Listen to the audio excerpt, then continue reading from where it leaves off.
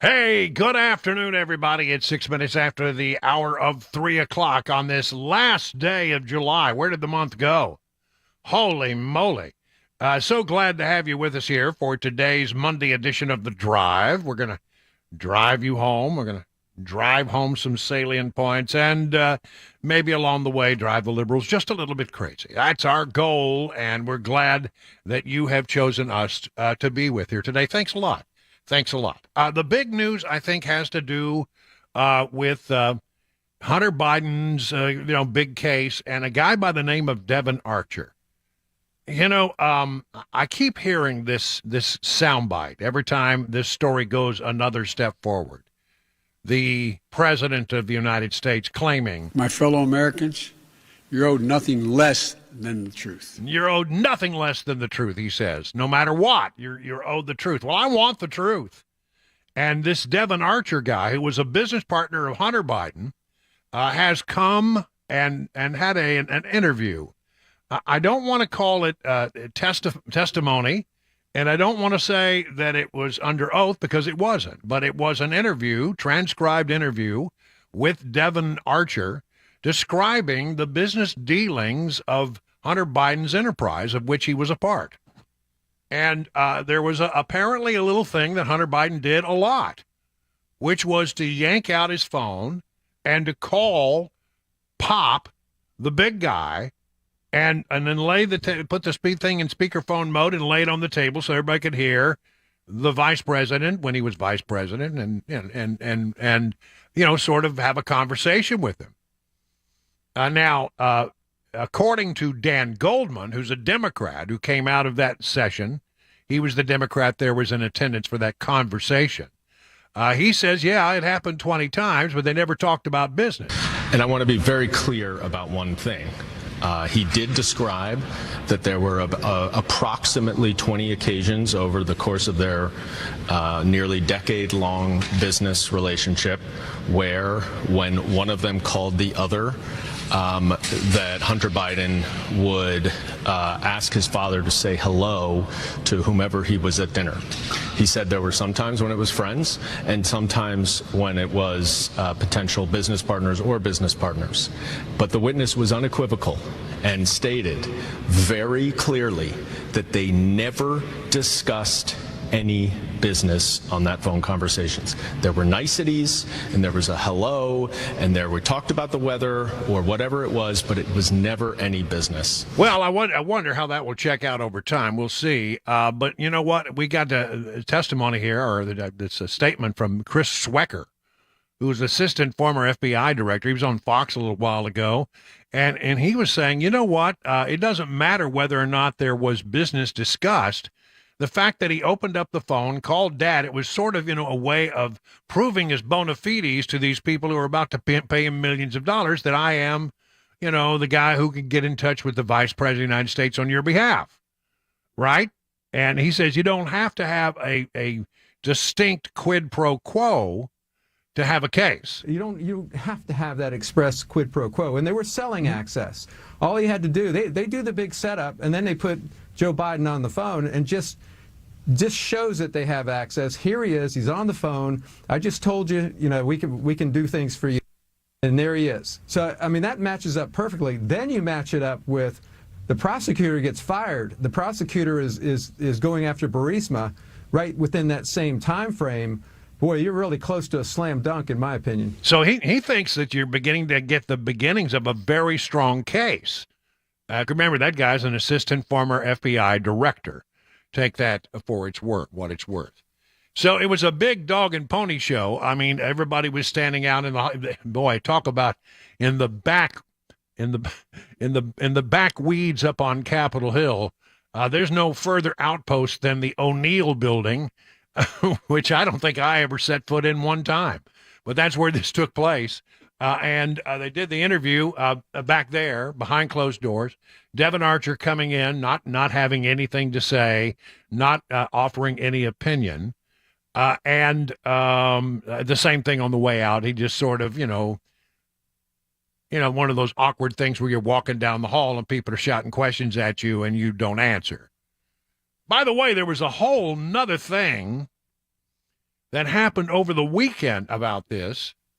There was a letter sent to Devon Archer by the Justice Department suggesting that, by the way, we've got to get you in jail for some other charges, and to coordinate with the Department of Justice and Democrats. Listen, was that attempt by the DOJ, was that a brushback? What was that all about? James Comer, speaking over the weekend, that's why he speaks in past tense, it talks about this letter. Never. This is the first time I've ever heard of the Department of Justice doing anything on a Saturday. The letter from the Department of Justice is trying to nudge the judge to go ahead and sentence Devon Archer for something unrelated to what we're going to be talking to him about. It's odd that it was issued on a Saturday, and it's odd that it's right before he's scheduled to come in to have an opportunity to speak in front of the House Oversight Committee and tell the American people the truth about what really went on with Burisma. So, I don't know if this is a coincidence or if this is another example of the weaponization of the Department of Justice, but I can tell you this. The lengths to which the Biden legal team has gone to try to intimidate our witnesses, to coordinate with the Department of Justice, and to certainly coordinate with the Democrats on the House Oversight Committee to encourage people not to cooperate with our investigation, to encourage banks not to turn over bank records, to encourage Treasury not to let us have access to those suspicious activity reports. It's very troubling, and I believe that this is another violation of the law. This is obstruction of justice. Well, he's making a pretty good case there.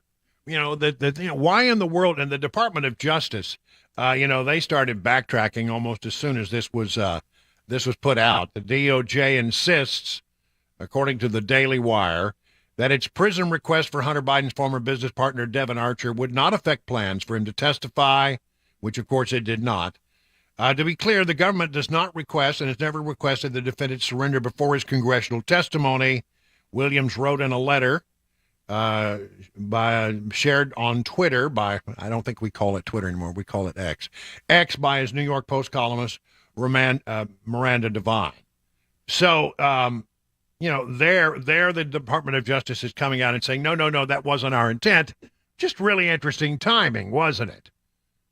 So where are we? Big picture. Well, we have Devon Archer saying that the old man could be gotten on the phone virtually any time, and that Hunter Biden would often go into meetings with these potential business partners, and to show, that he was the man, that he was connected, that he was the guy that you come to, he would do this little, I guess they call it a party trick almost at some point. He would simply, call the old man on the phone, put him on speaker, and like, hey, Dad, I'm here with these oligarchs.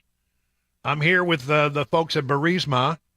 And it was to make sure that the folks that were in the room knew that Hunter really did have access to his dad, that his dad would take his phone calls, and they were, then convinced to spend millions of dollars and pump millions of dollars into Hunter Biden's businesses and give money to his business partners.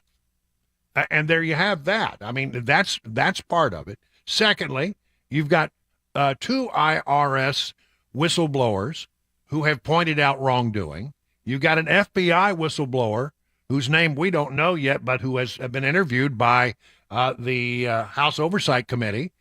And that person confirms what the previous two IRS people have said. So you got sort of a triple and a double check on that and all of that testimony. You've got the House Oversight Committee issuing paperwork and subpoenas to get bank records, and they're tracking that down and trying to decipher how many different shell corporations all of the money was shoved through before it landed in the bank accounts of family members.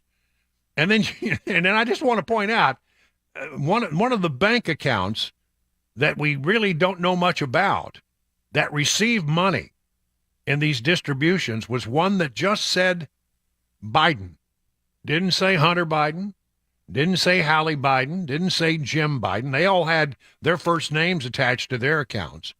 But there was this other account out there where you had, just Biden. We also have, remember, an email from Hunter Biden who says that, you have no idea how difficult it is supporting the family. And, and I got to give half of everything that I make to the big guy. And there's that. There also are paper. I mean, I remember this is a long time. We haven't talked about this in ages, but there is some paperwork out there to indicate that Hunter Biden, often would, for example, pay for repairs to the home there in Delaware. Well, that is a benefit to the family, is it not? That's a benefit to the current president of the United States, then maybe vice president or in between. So there's that. I mean, there are just all kinds of things out there that suggest that this was a quid pro quo or a pay-to-play scheme, however you want to do it. They became convinced that by paying money to Hunter Biden, they were getting the attention of Dad. And Dad has even talked in one of these things. He's on record as having said that he did some stuff that the Burisma wanted. All in all, I guess what I'm saying is, as we look at this, it just continues to be a drip, drip, drip. What was the testimony from Devon Archer? Everything, I don't want to call it testimony, let's call it the conversation they had with Devon Archer. Was it everything they hoped it would be? I don't know. It won't be out for about 3 or 4 days.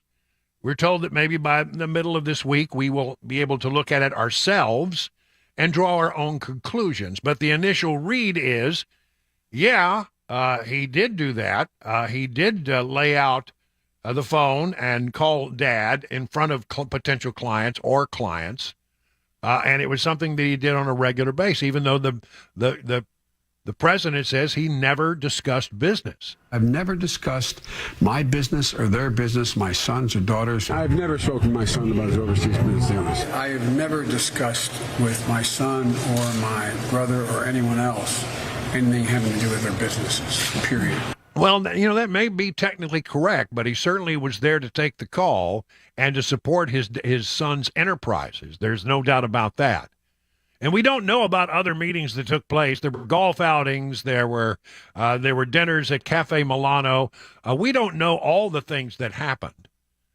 I would suggest to you that the reason why they probably didn't get into details about the business on the phone is that, they're not stupid in one regard, and that they know that every phone call that came from overseas to the United States was likely being recorded. And they certainly, if you're overseas, the Russians were listening trying to figure out what Hunter Biden was up to. And the Chinese certainly have the ability to listen to phone conversations. So maybe the reason that they didn't talk business is that they realized that those were being recorded by the United States, or Russia, Chinese, and other people, and that they didn't want that to be there. That doesn't mean there weren't other sessions where they did talk business, where the phones weren't there. Look, I don't know how it's going to end up, but I'm telling you right now, I think that you're beginning to see the beginnings of a pretty good case against Hunter Biden and his dad. That there was a decided attempt to try to help him in his business enterprises. And if it just meant a little small talk to convince them that, yes, indeed, Hunter's the guy, Hunter's the man, Hunter's got the juice, then is that an improper thing? Some suggest you don't have to have a clear-cut conversation. Just look at what happened. Put together the timeline. Conversations were had. Hunter Biden was hired. Things got done for certain clients. 20 minutes now past the hour of 3 o'clock on Super Talk 99.7.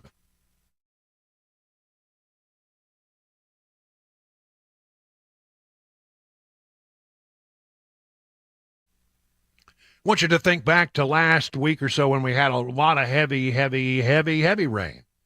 And, has you have any problem around your house? Maybe some kind of waterproofing or structural foundation issue that has emerged because of it? Well, don't waste any time. Call the folks I would call, USS 615-488-7855. And look, they will rush right over and give you their best guidance. And I'm telling you, their guidance actually, you need to understand that these are the best in the business, and their guidance is just to get you going, to give you advice and to tell you how it works. Listen to what Jerry had to say about the team he worked with. This is the best crew we have ever had do work on our house. Best I have ever seen. Very professional, and they did an excellent job. Constance, excellent experience. The entire crew was professional and knowledgeable about their services and put me at ease with the entire process. That's what you want, right? You want people who are going to come out there and give you their best advice and move forward. And by the way, you don't pay a penny until the job is done and you are completely satisfied. USS, serving Middle Tennessee, Southern Kentucky, Western Kentucky, and Northern Alabama, online at USSTN.com. That's USSTN.com, or call this number, 615-488-7855.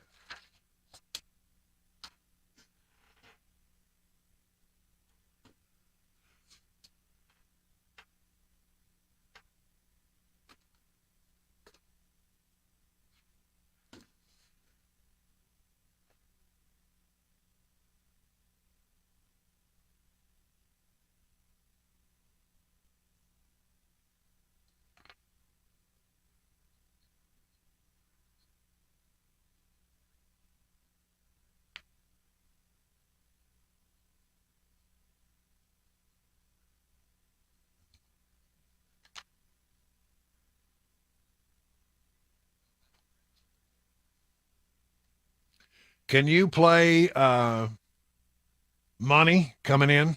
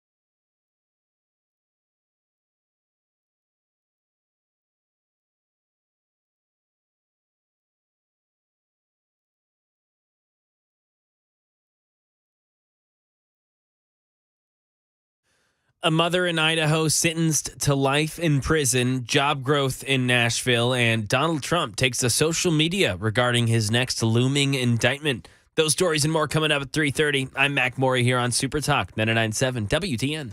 Well, it's Mac Morey there in the newsroom. Hello, Mac. Hope you're having a great afternoon. You too, Brian. Happy Monday. Well, yeah, it is Monday all day long, and thank you for that. And then over there's Chris Weber pushing all the blinky buttons and looking good. Oh, Colorful. You started the music that I asked you to start, didn't you? Yeah, I did, yeah.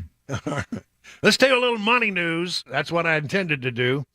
61% of Americans say they are living paycheck to paycheck, even as inflation cools. More than half of Americans, 61%, you're saying, look, if I miss a paycheck, I am in big dog trouble.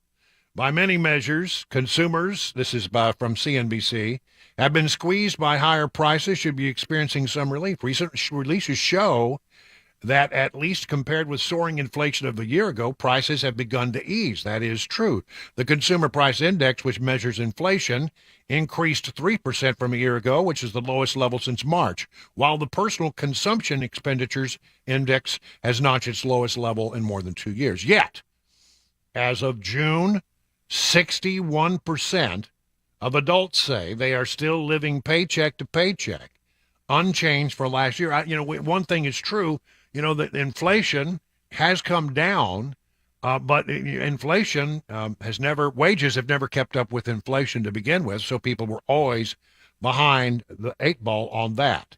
Lower income workers hit the hardest by price spikes. Apparently, they are really concerned about food and other staples, since those expenses account for a bigger share of the budget.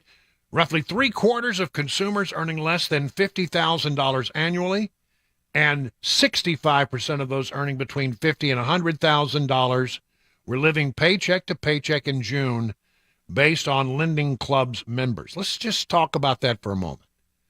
There used to be a time in America where if you said, if I can make $50K a year, I can make it good, and I'll be good. And then, maybe you looked a little higher. Maybe somebody said, for $100,000 a year, that ain't chump change, folks.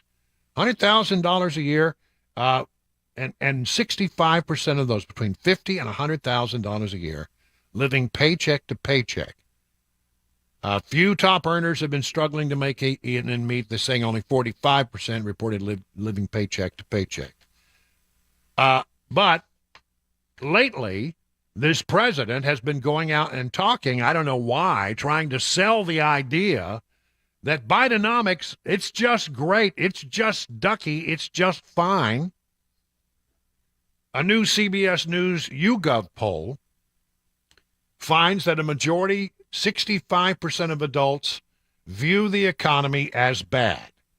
Specifically, the survey of 2,181 U.S. adults residents revealed that 61% describe the economy as struggling, which sort of matches that other number, right? 56% said uncertain, 36% said unfair, and 27% said it was punishing. What's even more damning is that a majority of the respondents placed either a great deal, 44%, or some, put together, that's 76, that's 80%. Of the same of Biden's disastrous economic, they say about 80% said it had to do with Biden's economic policies. That's the reason why the economy sucks, is the word that they use. Not good if you're just out there trying to make a living. Not good just trying to put a meal on the table and a roof over your head, some clothes on your back. But at least people, it seems, as we head into the 2024 election season, if the president thinks that Bidenomics is the answer, there are a lot of people in America who are very quick to repudiate that idea and, in fact, blame the president of the United States for the economic mess that we're in this country. It is 30 minutes now past the hour.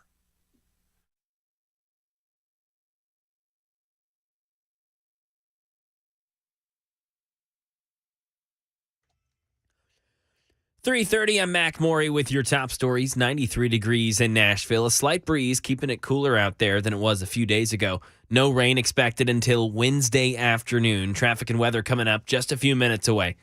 A judge in Idaho has sentenced the woman who has become dubbed the Doomsday Mom.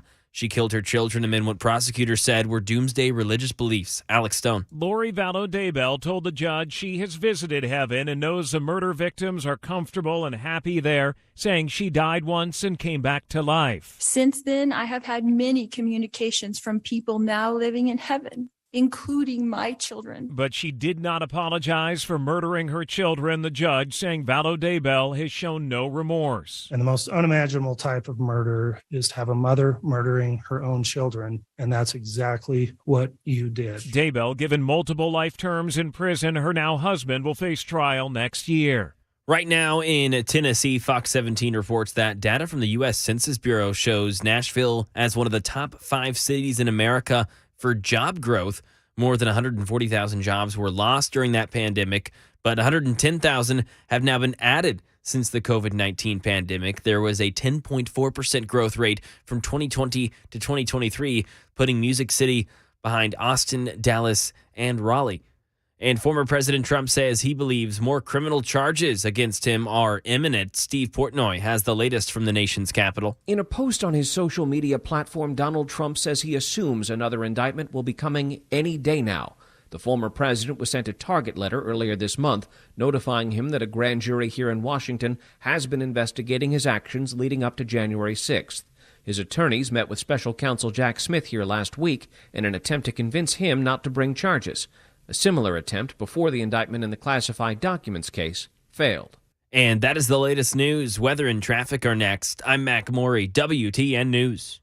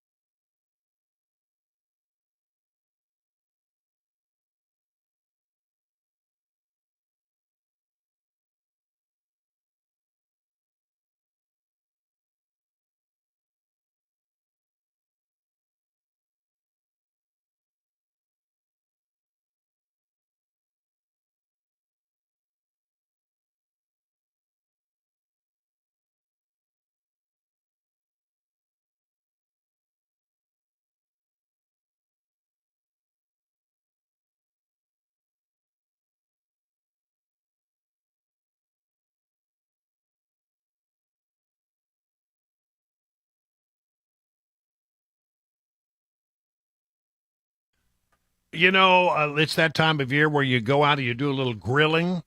Well, if you're a fan of Legend Steakhouse like I am, you can enjoy some of those same flavors right at home, fresh off your very own grill. Take a walk to your local grocery store aisles like Walmart, Kroger. Look for Johnny Fleeman's very own brand. You'll likely see his famous fruit tea at your local grocery store, along with salad dressings and Johnny Fleeman's steak marinades. Fleeman's proprietary blend give you steaks, chickens, or chops of flavor that will hit a home run with family and friends. It's low in sodium, about a third of other brands. You don't have to worry about over-marinating. You can also use the marinade to enhance almost any dish, your favorite rice recipe, fresh vegetables, just about anything. If your favorite grocer isn't stocking Johnny Fleeman products, ask them to do so, or just go to johnnyfleeman.com for more information. And it goes without saying, for those times when you want someone else to do the cooking, they'll always be glad to see you at your nearest Legend Steakhouse for lunch or dinner.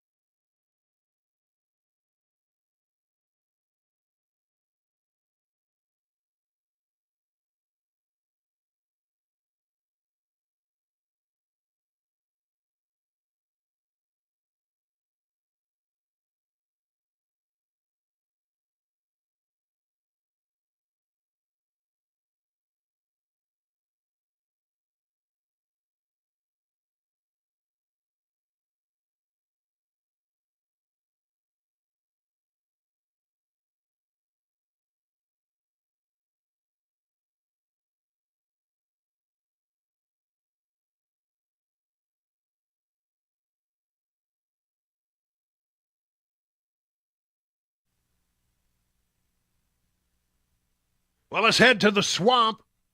You know, I did 31 years there and got out just in time because it's completely crazy there now. But I do think that I bring to the table some understanding of how things work there, and hopefully we can use that to understand during our segments about the swamp. This one is about John Fetterman. John Fetterman, is the senator from Pennsylvania who recently had to go and check in to Walter Reed, suffering from signs of depression. He's had, brain issues, and really still doesn't speak very well. Still shows up in the United States Senate in a sweaty and a hoodie. It just looked weird to see him walking through the halls like he's coming out of a gym workout. But nonetheless, there he is. Well, he gave an interview to the New York Times, and it's just bizarre. And we're going to share some of it with you. As far as I know, they have not released any audio of this. Must have been the reason that they got the interview in the first place. Then they do admit at the New York Times light editing was done. Light editing, what that means. So here it is, a lightly edited transcript of Fetterman's interview. Here are some of the things he said. And is John Fetterman okay? And no, that question has nothing to do with his near-fatal stroke that makes speaking simple words and sentences a struggle for the Pennsylvania senator.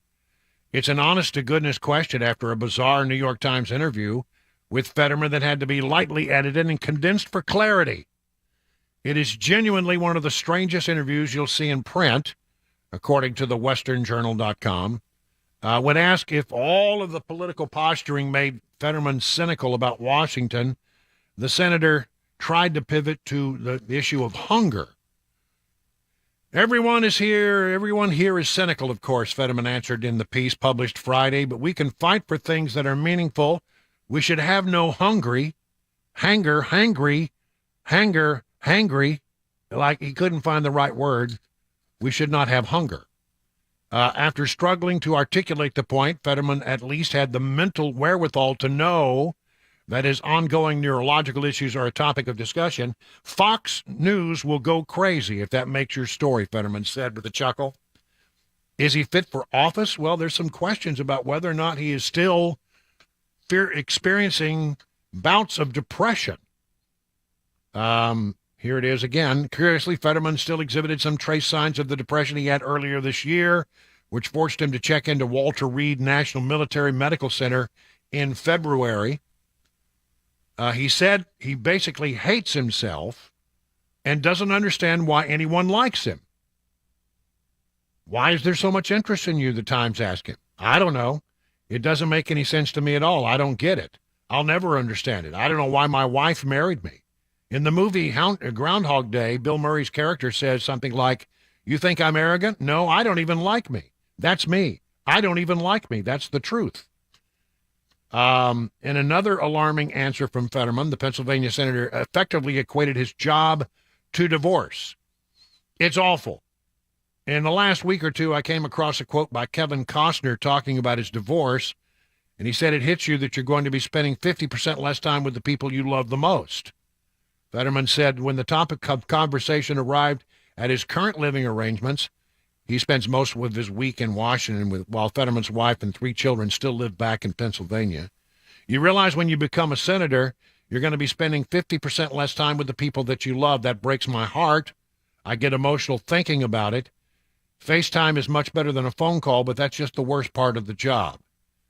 Perhaps the oddest part of the interview came when Fetterman actually offered his respect to former President Donald Trump, while also casting some doom and gloom on whether or not any of the political machinations attacking Trump will actually matter in the end. Do you think the multiple indictments of former President Donald J. Trump will hurt him politically in your state? Doesn't matter. I'm a senator. I'm not sure how many times he's been indicted. He's been impeached twice. Has that changed anything?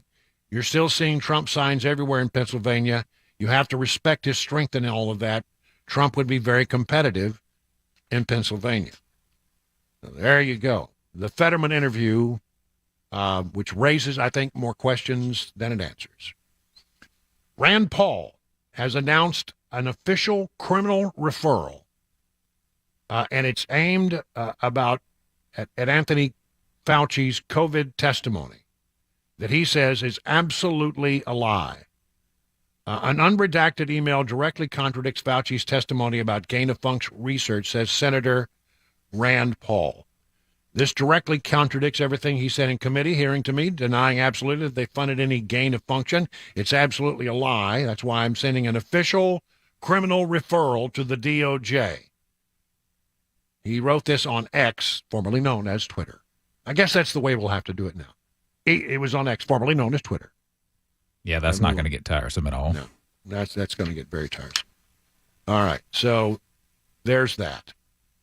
And then, as long as we're talking about stuff happening and the stupid stuff that happens in the swamp, here we go, one more. This from redstate.com. Drunken sailors spending. The Biden administration wastes your hard-earned money to find out why. Why? I mean, what in the world could be the burning issue of the day that the government needs to spend money to find out? They want to find out why minority children dig Japanese comics. Without the government, who would pay for these studies to figure out why minority children enjoy reading Japanese comics? A new report shined a light on how the Biden administration is coming up with a novel way to waste the money of the government swipes from our paychecks. Most of us already know that the state spends taxpayers' funds on wasteful endeavors, but few understand just how deeply it goes. The Biden administration is spending hundreds of thousands of dollars, $313,000 to be exact, to find out why minority children read Japanese comic books. Part of an initiative to implement diversity, equity, and inclusion in the nation's libraries. The Institute of Museum and Library Services, a federal agency under the National Foundation on the Arts and Humanities, this month awarded New York Queens College $313,318 to conduct a 3-year study of manga and understand why Black, Indigenous, and people of color kids read manga, a style of comic book that originated in Japan. The grant is aimed at closing the knowledge gap for librarians who are unfamiliar with manga and to identify manga titles popular with teenagers. $313,000 to find out why people of color, kids of color, want to read Japanese comic books. Really, honestly, why not just spend $313,000 and buy some comic books and put them in there? But ultimately, I mean, just another tremendous, tremendous waste of your taxpayer dollars. So those are the things that are in the swamp today that I caught. You know, I do want to mention one other thing. It's not in Washington, it's not in the swamp, but it is sort of interesting nonetheless. Because August is the time when you get, well, tomorrow's the first day of August. But when you get to August, traditionally the old saying in Washington is, you know, everybody leaves town, everybody takes a vacation, Congress is out in August, nothing happens in August. And I don't know, over the years when I was there, as many times as I heard say, it's a slow time, it's August, nothing's going to be happening. Go find something interesting to do because, some project you want to work on when I was a reporter, because, nothing really happens in August, so this is the time where you can go do that. And then over time, it just turned out to be not true. That August got to be, some of the most amazing stories broke during the month of August. I don't think that we're going to be sitting quietly through all of August with all of this Hunter Biden stuff going on. So I don't think that's necessarily true. But people do leave town, and they do go back to their home districts or their home states from Congress, and they go out there and they start making the rounds and they're talking to people.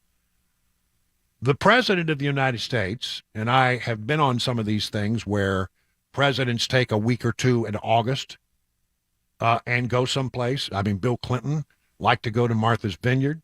I used to have to hang out down in Waco for W when he was, going to the ranch, the nearby ranch. And everybody, the HW had the family compound in Maine. There were just, most presidents have a place. Donald Trump, of course, wants to be at one of his golf clubs or at Mar-a-Lago, or, that seems to be where he spent most of his time. Joe Biden is down at the beach. He's down the beach in Delaware. And I read a statement today that he has spent 39% of his presidency taking time off on vacation. I don't know if you call it vacation or not, but I don't know what you would. When I'm not working, I call it vacation. 39% of the time that he has been in office, he has been on vacation. That's an amazing number. And I guess, it sounds like he's going to take 2 or 3 weeks at his various compounds in Delaware, or maybe I don't know where else he might go, but I don't think there's going to be much on his schedule. When he comes back, it sounds like probably he'll be moving more into campaign mode, but campaign mode is going to be in the basement of the house in Delaware. I don't think we're going to see much of the guy, except maybe sitting in a beach chair reading a book. And it's just pretty remarkable that the leader of the free world can take 39% of his time off, 39% of the time that he is in office, to vacate, to do that whole thing. I don't know. It's an awful lot of time. Before I move on and before we get to the next segment, I just want to stop for a moment and say, congratulations to Pamela Furr for putting on a tremendous event down in Columbia last night, or I guess it was Saturday night, at where they handed out all of the awards for the Tennessee Radio Hall of Fame. And of course, if you don't know, Phil Valentine was inducted, and his lovely wife Susan, all the boys were there. It was a tremendous event. Pamela did a great job. It was nice to honor Phil Valentine in that way, and to see the family there, who all seemed to be doing quite well. And I know that it meant a lot for them to have Phil's name put into the Tennessee, Radio Hall of Fame as a legacy member. What an honor. It is 50 minutes now past the hour of 3 o'clock on Super Talk 99.7 WTN.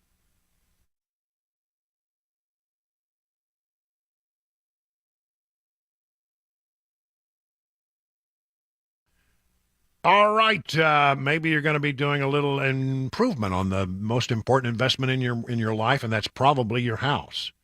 And you might think, well, it's time. It really needs a coat of paint. That's what it needs. I need to put some paint on this sucker. Well, you know what? You could paint it, and it'd look better for a while, but paint's going to do what paint does, which is crack and peel. And why don't you do something that would last much longer? Why don't you call the folks at Rhino Shield of Nashville and think about that you wouldn't have to think about painting your house for another 25 years if you did that, a quarter century. Rhino Shield is not paint. It's 10 times thicker than paint, infused with special 3M ingredients, billions of microspheres that allow the coating to expand and contract. That's why they offer a 25-year warranty against cracking, chipping, and peeling. Clay Morris and the folks at Rhino Shield of Nashville have a great reputation, and they care deeply about doing quality work. Don't take my word for it. Joan put it this way: the work was outstanding, the quality top of the line. The guys were personable, had their ducks in a row, finished in a timely fashion, cleaned up after themselves, and left a great coating on the house.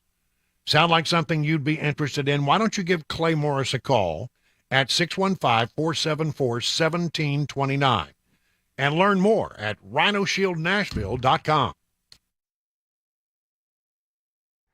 Hey folks, I'm Paul Winkler. One of the things I've been hearing a lot from people lately is the concern about the dollar crashing. And you'll see this out there on the internet all over the place, articles written about it. And the idea is that the Russian and Chinese, those countries are looking at getting together and creating their own currency that will compete against the US dollar as a reserve currency. Now, for many, many decades, there have been other currencies that have been trying to vie for that status. And there's a possibility that you're going to have some that are going to encroach on that a little bit. But is it that big of a thing to worry about? Well, number one, last year, the Chinese currency made up very little of any kind of world trade, number one. But what is it that's really going on underneath the surface? A lot of it is trying to sell you newsletters and investments that you probably ought to stay away from. For example, one of the things I see is, well, you ought to buy gold because the dollar's going to crash. and you see all of these commercials out there, and I say, well, wait a minute, wait. They're trying to get you to buy gold with your what? They're looking to take your dollars. If they really believe what they're saying, why would they take your dollars for their gold? Number one. Number two, how do you protect yourself against these valuation changes in various currencies? Well, let me explain it this way. Let's say that you had a currency called the clam. Okay, and you had a country that had one clam and you could exchange it for $1 at any one point in time. Let's say that that's the case. And you had a widget that was sold by this country, and you could buy that widget in that country for one clam. So you take your $1, you exchange it for a clam, and then you got your widget. Now, what if the dollar weakens? Well, what happens now, this clam is the same, right? Nothing different here. It's the same deal. But instead of $1, now it takes $2 to get the clam. Now, what happened? Your widget just doubled in price from your perspective as an American. Well, how do we use this to our advantage? As an investor, we want to make sure that we don't just myopically only focus on U.S. stocks. And that's a big mistake investors made from 2000 through 2010 and other periods in history, in the 1970s, the late 1980s, and so on and so forth.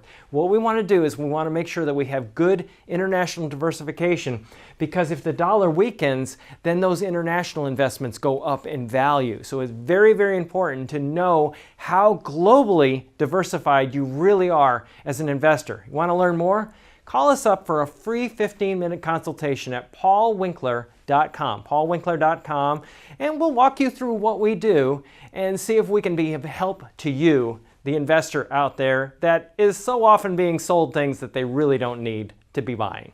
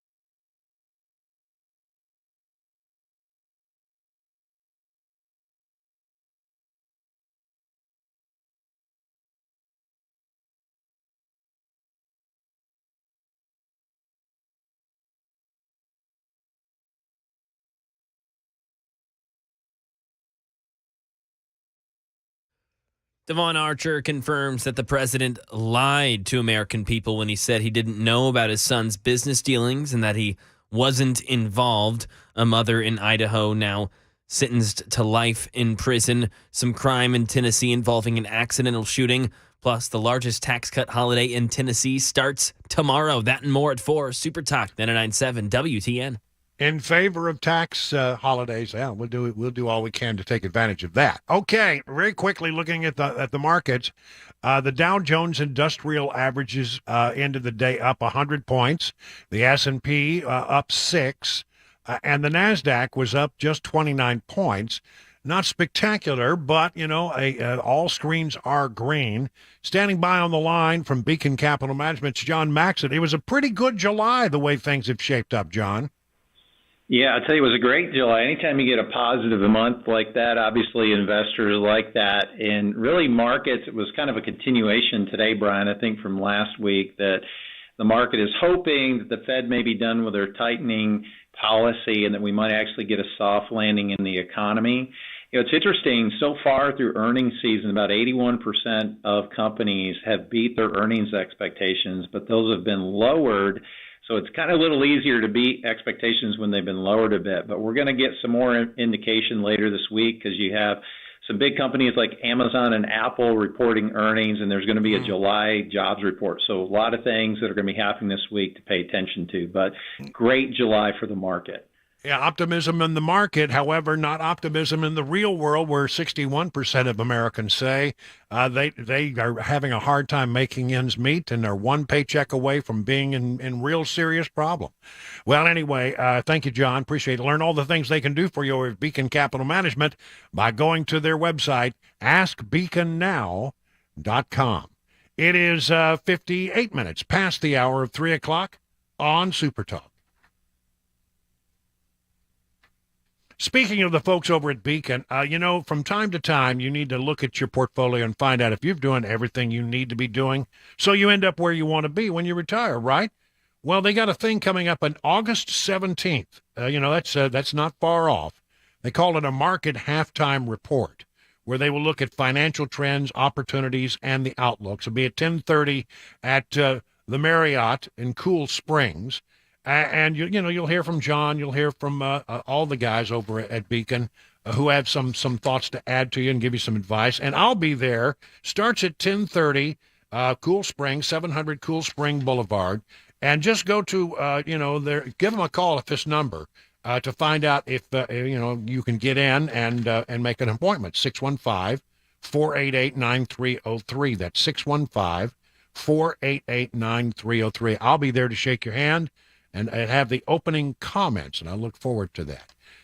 And as far as Beacon is concerned, these are good people who can help you out to make sure you're on the right path. You can have peace of mind. Starts with a simple phone call, as I've said, 615-488-9303. Replace the worry with the confidence that you're on the right path, that the T's have been crossed and the I's have been dotted. The experts at Beacon stand ready to take your stress away. Learn more at AskBeaconNow.com.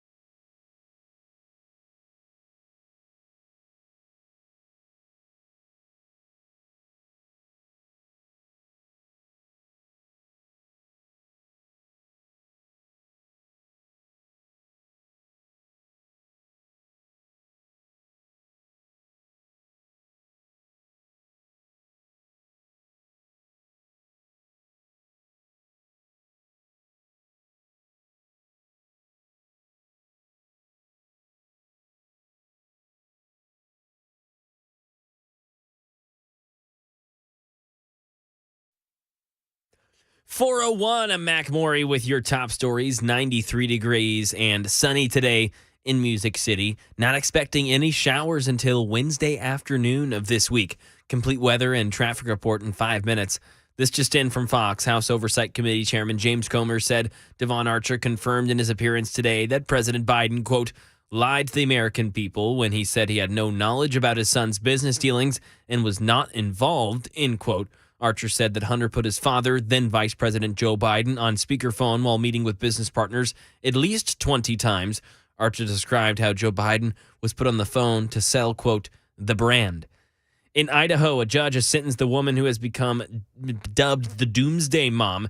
She killed her children amid what prosecutors said were doomsday religious beliefs. Alex Stone. Lori Vallow Daybell told the judge she has visited heaven and knows the murder victims are comfortable and happy there, saying she died once and came back to life. Since then, I have had many communications from people now living in heaven, including my children. But she did not apologize for murdering her children, the judge saying Vallow Daybell has shown no remorse. And the most unimaginable type of murder is to have a mother murdering her own children. And that's exactly what you did. Daybell, given multiple life terms in prison, her now husband will face trial next year. Right now in Tennessee, Channel 4 reports that a 10-year-old died after his 14-year-old stepbrother shot him in a house. This happened near Percy Priest Lake yesterday morning. There were 3 children home alone after the parents had left to go run an errand, and that's when the 14-year-old retrieved a pistol that was in a closet upstairs. That teenager did not know that the gun was loaded, and the 10-year-old later died at Vanderbilt University Medical Center. And in Florida, body cam video released in the deadly shooting of a black mother there. Police say by her white neighbor, and now there's a push for a hate crime investigation. Derek Dennis gives us the latest.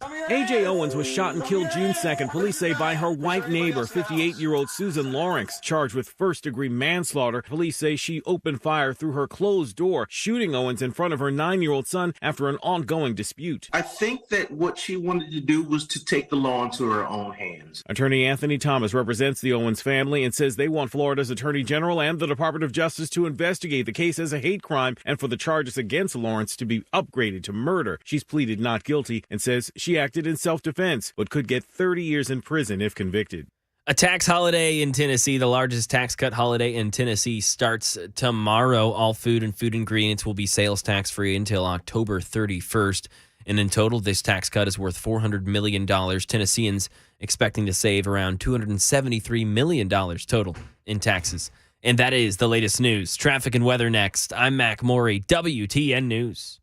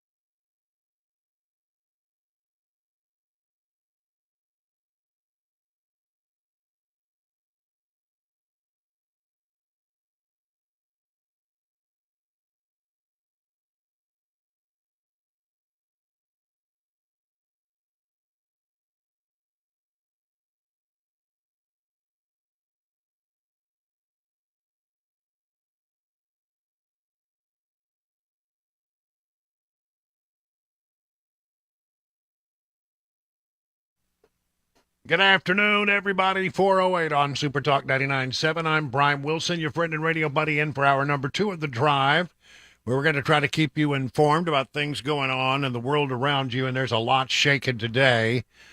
Before we move on to new stuff, we need to stay on top of sort of the breaking news of the day, which has to do with the Hunter Biden investigation. And as you know, there was a plan today for a guy by the name of Devon Archer to give an interview behind closed doors up on Capitol Hill. Devon Archer, a former business associate of Hunter Biden, seems to know where all the bodies are buried. The Democrats are painting this as, well, yeah, I mean, there was the thing where, Hunter Biden would call Pop in the middle of a meeting and put him on speakerphone and then lay the phone on the table and have his business associates, chat with him briefly. And he said, but they never talk business. They never talk business.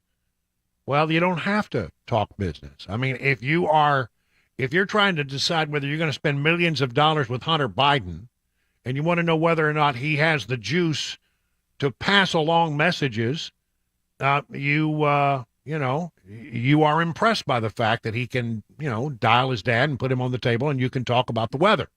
That's, as they said, proof of brand. It was to support the brand, the Biden brand, and what they were selling. And what they were selling was access, complete access. And so, the Democrats say, well, but he never talks business. Well, you don't have to talk business. And by the way, that happened about 20 times. 20 times, according to Devon Archer, where he would pull this little game of calling the big guy on the phone. Let's get the big guy on the phone and let him say hello. Way to impress those people and decide whether they're going to spend their money, which they did, and which we now know goes back to the Biden family. We have a former FBI director who says you don't have to have them on the phone talking about business to have a case. You have to have that express quid pro quo. And they were selling access. All he had to do, they do the big setup, and then they put Joe Biden on the phone and just shows that they have access. Here he is. He's on the phone. I just told you, we can do things for you.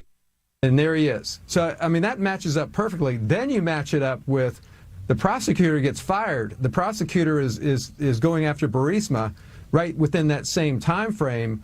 Boy, you're really close to a slam dunk, in my opinion. So, you say you're getting to the point where there's a pretty good case there. Again, that's the former assistant director of the FBI, Chris Swecker. All right, but there's more. Here is a story that's just now, this just has been breaking in the last hour or two.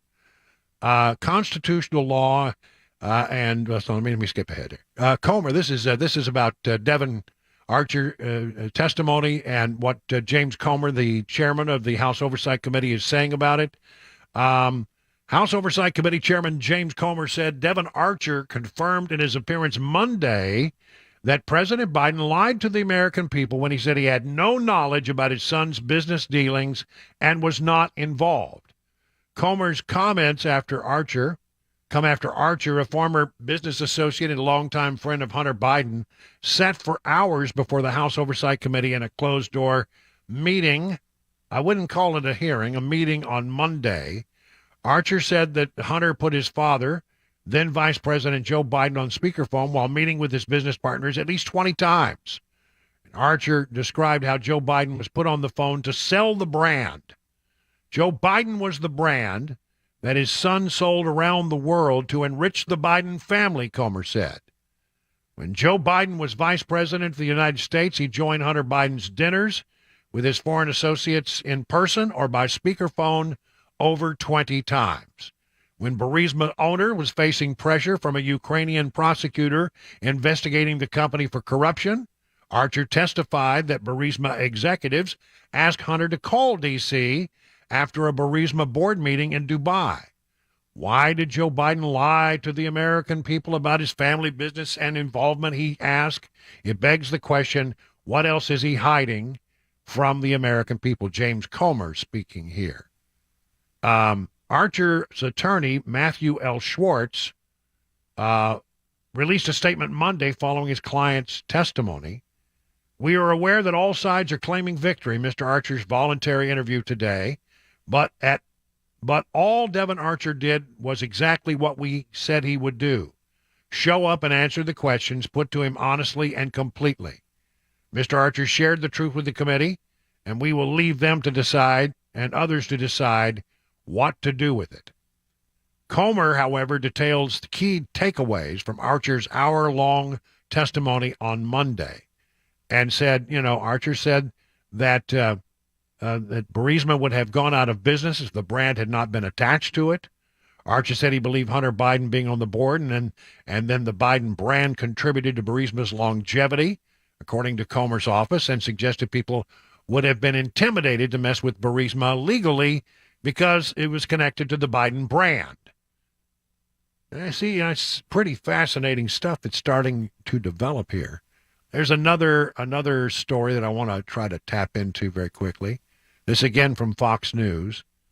Devon Archer interview very productive in Biden family probe, says Jim Jordan, chairman of the Judiciary Committee. Representative Jim Jordan, Republican of Ohio, told reporters Monday that the House Oversight Committee's hearing with Devon Archer, Hunter Biden's longtime friend and fellow Burisma board member, was very productive. Jordan said during a lunch recess that he looked forward to discussing the revelations of the hearing with the committee's chairman, James Comer. The congressman also said, yep, when asked if he heard any new information from Archer, so there was new stuff that came out of there, according to Jim Jordan. Archer, who co-founded Hunter Biden's now dissolved investment firm Rosemont Seneca Partners, ignored questions from reporters upon entering the hearing on Monday, ignored questions from reporters as he exited the hearing. Boy, I'm telling you, by the way, I worked a long, long time on Capitol Hill. I can't remember anything happening way back in the backwaters of the Tip O'Neill building. I mean, that's backwaters in Washington, and that's where apparently it took place. As long as I covered Capitol, I don't think I ever stepped one time into the Tip O'Neill building. I mean, they were way, way, way in the back in the corner in the dark, but reporters figured it out nonetheless and chased them into the hearing room and out. You don't get much from people in those situations, but you never know. You never know. And so they followed him. They asked him questions, and it's still developing. Now, it wasn't under oath. Need to point that out. Not under oath. It wasn't sworn testimony. He didn't raise his hand and do this under oath. And it really wasn't testimony. It was more of a conversation. But he said he would answer it honestly, and his attorney said that he did. We are to draw what we are to draw from it, and that will probably not be clear to us. I mean, we won't really be able to figure out who's telling us the truth and who's trying to snowball us until we actually read the transcript, and the transcript should come out in 3 or 4 days. So there is all of that. That's stuff that's happening right now, and I don't know how it's going to play out, but here's the way it feels to me one more time. He says, we have Joe Biden saying, I didn't do business with these people. I wasn't involved with these people. I didn't know anything. I never talked about business with. But then we have now a situation where a man who was in the room says that on at least 20 occasions, the Hunter Biden picked up the phone, called the old man back when he was vice president even, and got him on the phone, which was a way, I think, of showing to his potential clients, I got the juice here. You give me money, and I am a pipeline to the vice president of the United States in the Obama administration. And we're doing, he carries a lot of things in his portfolio, Joe Biden does, when he was vice president of the United States, including, places like Ukraine and China and whole other things. He was sort of the point man. I will say this about Obama. He gave Biden a lot of rope. And I think toward the end of his time as vice president, Obama thought, you know what? I'm going to be going out the way. We need to find a way to sort of monetize what I've been doing for a living for all these many years as a senator and now vice president. I think they decided we got to find some way to monetize this. And I think there was a wink and a nod, and they sent Hunter Biden out there to be the front man. I mean, Hunter Biden was on the plane anytime the vice president went anywhere. He shows up, he walks off the plane, he's greeted as a dignitary, and then he goes and he has meetings with people who, want the support and the protection of Joe Biden. And the way to get that was to go through Hunter Biden. And by the way, this is not unusual in Washington. You had the Clinton Foundation, and you had Hillary Clinton over at the State Department as Secretary of State. And the way that you got to Hillary Clinton, if you had business before the State Department and you wanted a one-on-one, or you needed to get a meeting, or you needed something from the State Department, which, by the way, a lot of people did. The way you get that is you would give a donation to the Clinton Foundation.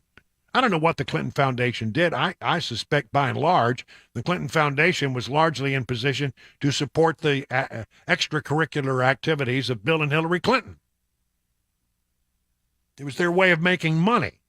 But it was go here, have a talk with Bill over at the Clinton Foundation or somebody, and then you all of a sudden you make a donation to the Clinton Foundation. The next thing you know, you're first on the list for the Secretary of State to see when she's available. Happens. And that's what I think Hunter Biden noticed. This is the way you do it. This is the way you monetize having a position in government. You have other people do your dirty work, other people go out in contact, and you give them access to a man who is the vice president, one heartbeat away from the presidency. So this is going today. Stay tuned. Every day we get another drip, drip, drip from the reporting on this matter. It is 20 minutes past the hour.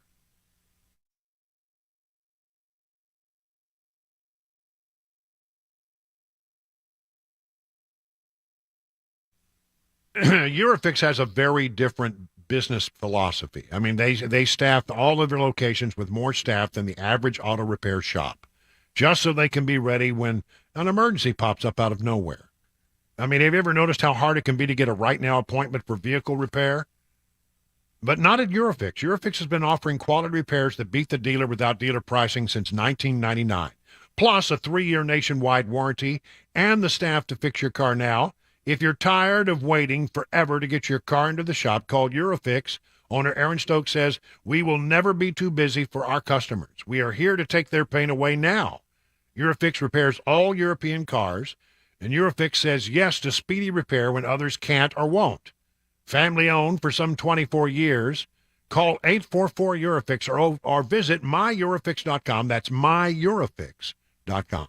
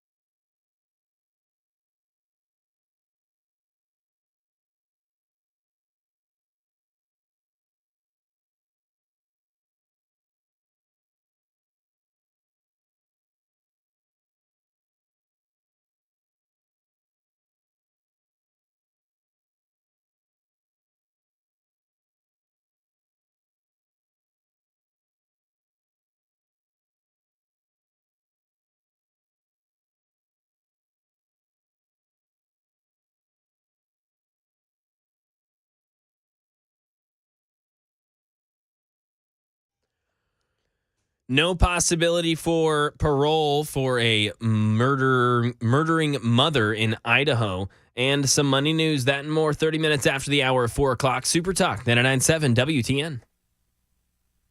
It's 25 minutes now past the hour of 4 o'clock on Super Talk 99.7. There's Mac Morey in the newsroom. He's back from a 3-day vacation, but I understand you were working pretty hard, weren't you? Yeah, it was full-time, man, moving. You never know how much you really have until you just get it all. And then you're like, wow, I've got way more. I just want to say thank you for not calling me and say, hey, Brian, you got a truck. Come on over. Come on, man. Yeah. I would have been with you there in spirit. But thanks for that. And Chris Webber, you were gone on Friday as well, so welcome back. I think you had some time with family. That's good stuff. Well, actually, we went to the George Strait, Chris Stapleton Little Big Town show on Friday. Now, what happened? Because that was an enormous mistake.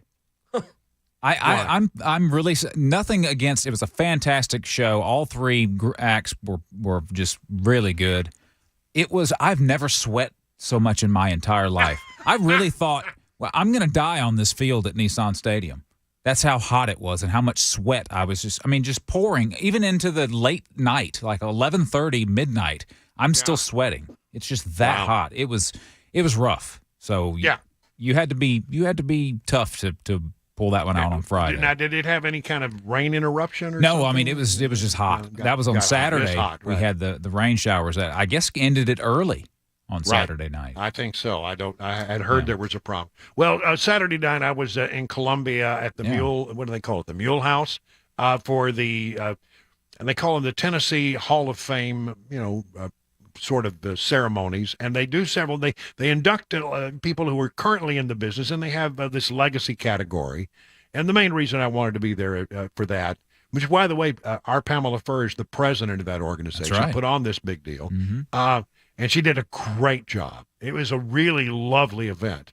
But it was because they were inducting the late Phil Valentine, who used to host the hours that I currently host, and it was good to see Susan and the boys, and they seem to be doing well.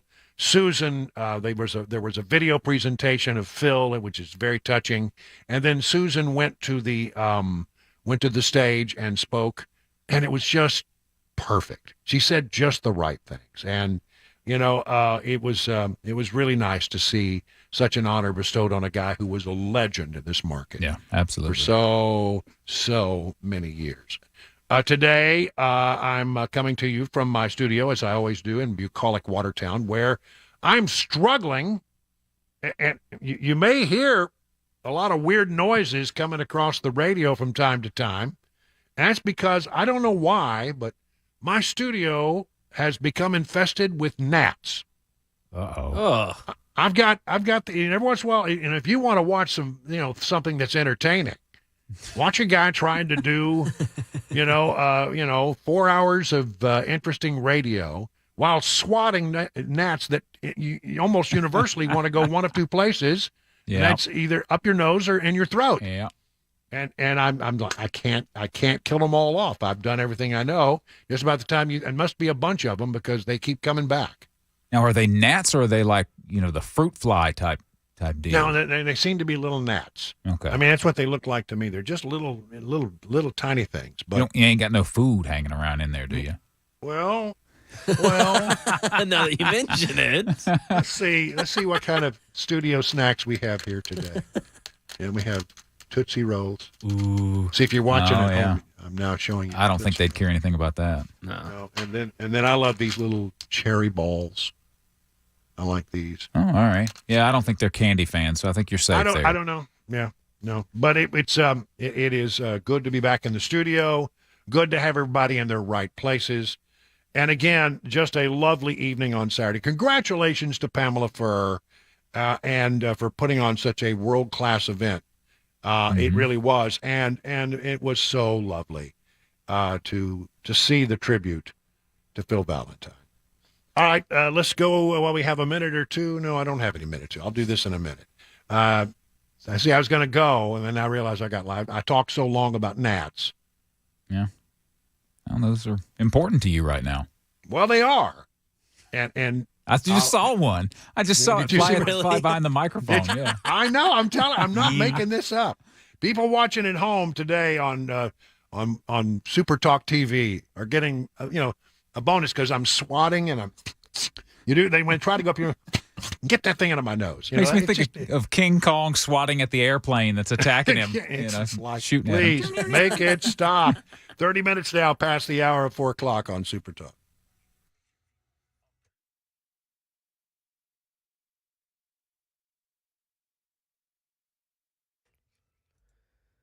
Thirty minutes after the hour of 4 o'clock, I'm Mac Maury with your top stories. Right now, 93 degrees in Music City.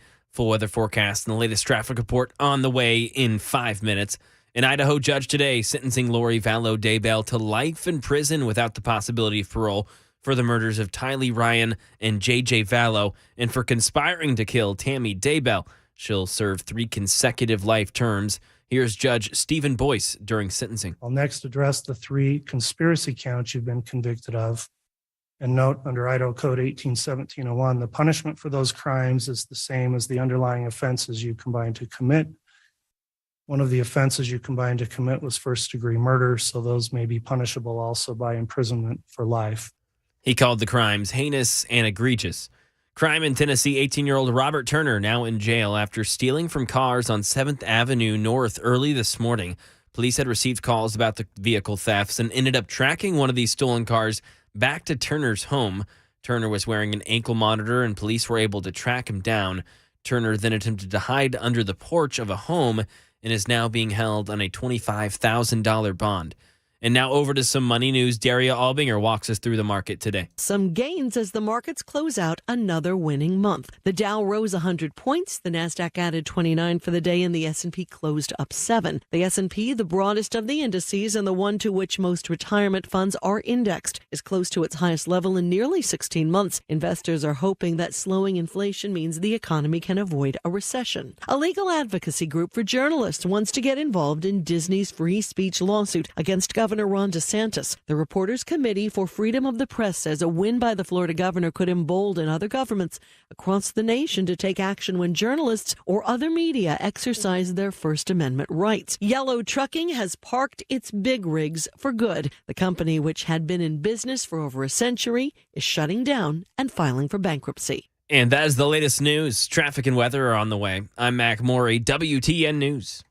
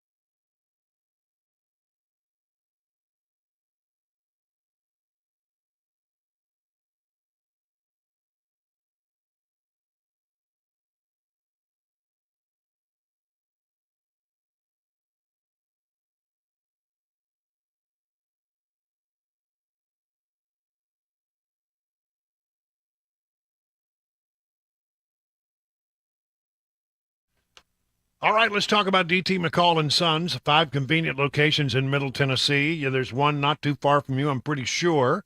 Listen, why would you go to D.T. McCall? Well, they got a huge selection of appliances, furniture, anything that you need for your house, mowers. Oh, I love my Cub Cadet ZT2 zero-turn mower that I got over at D.T. McCall's. One of my favorite things. But my house is filled with stuff from D.T. McCall's, including the big couch in the living room. Man, I just love it. You go there, and there's so much to look at. It's so easy for you and your significant other, in this case, cabana wife, to get completely, find something that you both can just sign off on. And it worked out great. How many times have you purchased an appliance, then paid extra for the cords and hoses, paid extra for delivery, paid for the haul away, and you found out that deal that they offered you at the big box store really wasn't such a good deal after all? Well, they just give you an honest price at DT McCall's. You'll never be charged extra for delivery, setup, or haul away. That's what they do. DT McCall's been around for more than 100 years, and you don't make it that long without treating people right and having that reputation.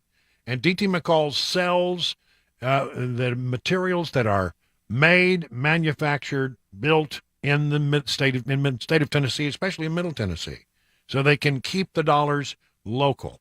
All good reasons why you should reach out to DT McCall's. 5 convenient locations. Learn more by going to their website, dtmccalls.com.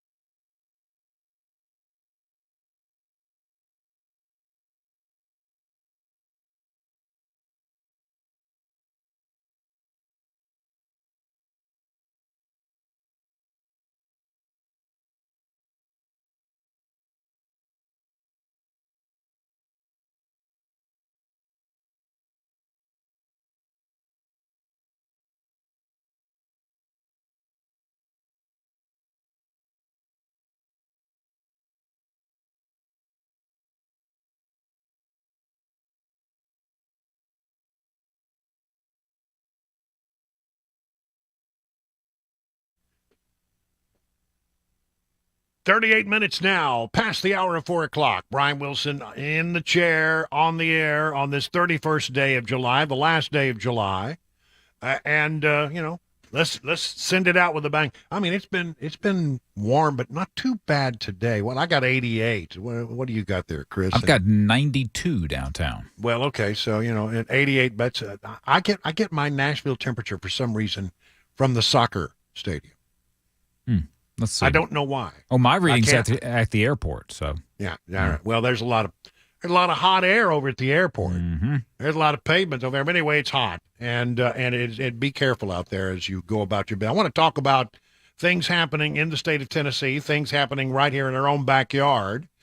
On roughly 3 weeks, lawmakers are expected to be called back to Nashville to address possible changes to the state's gun laws.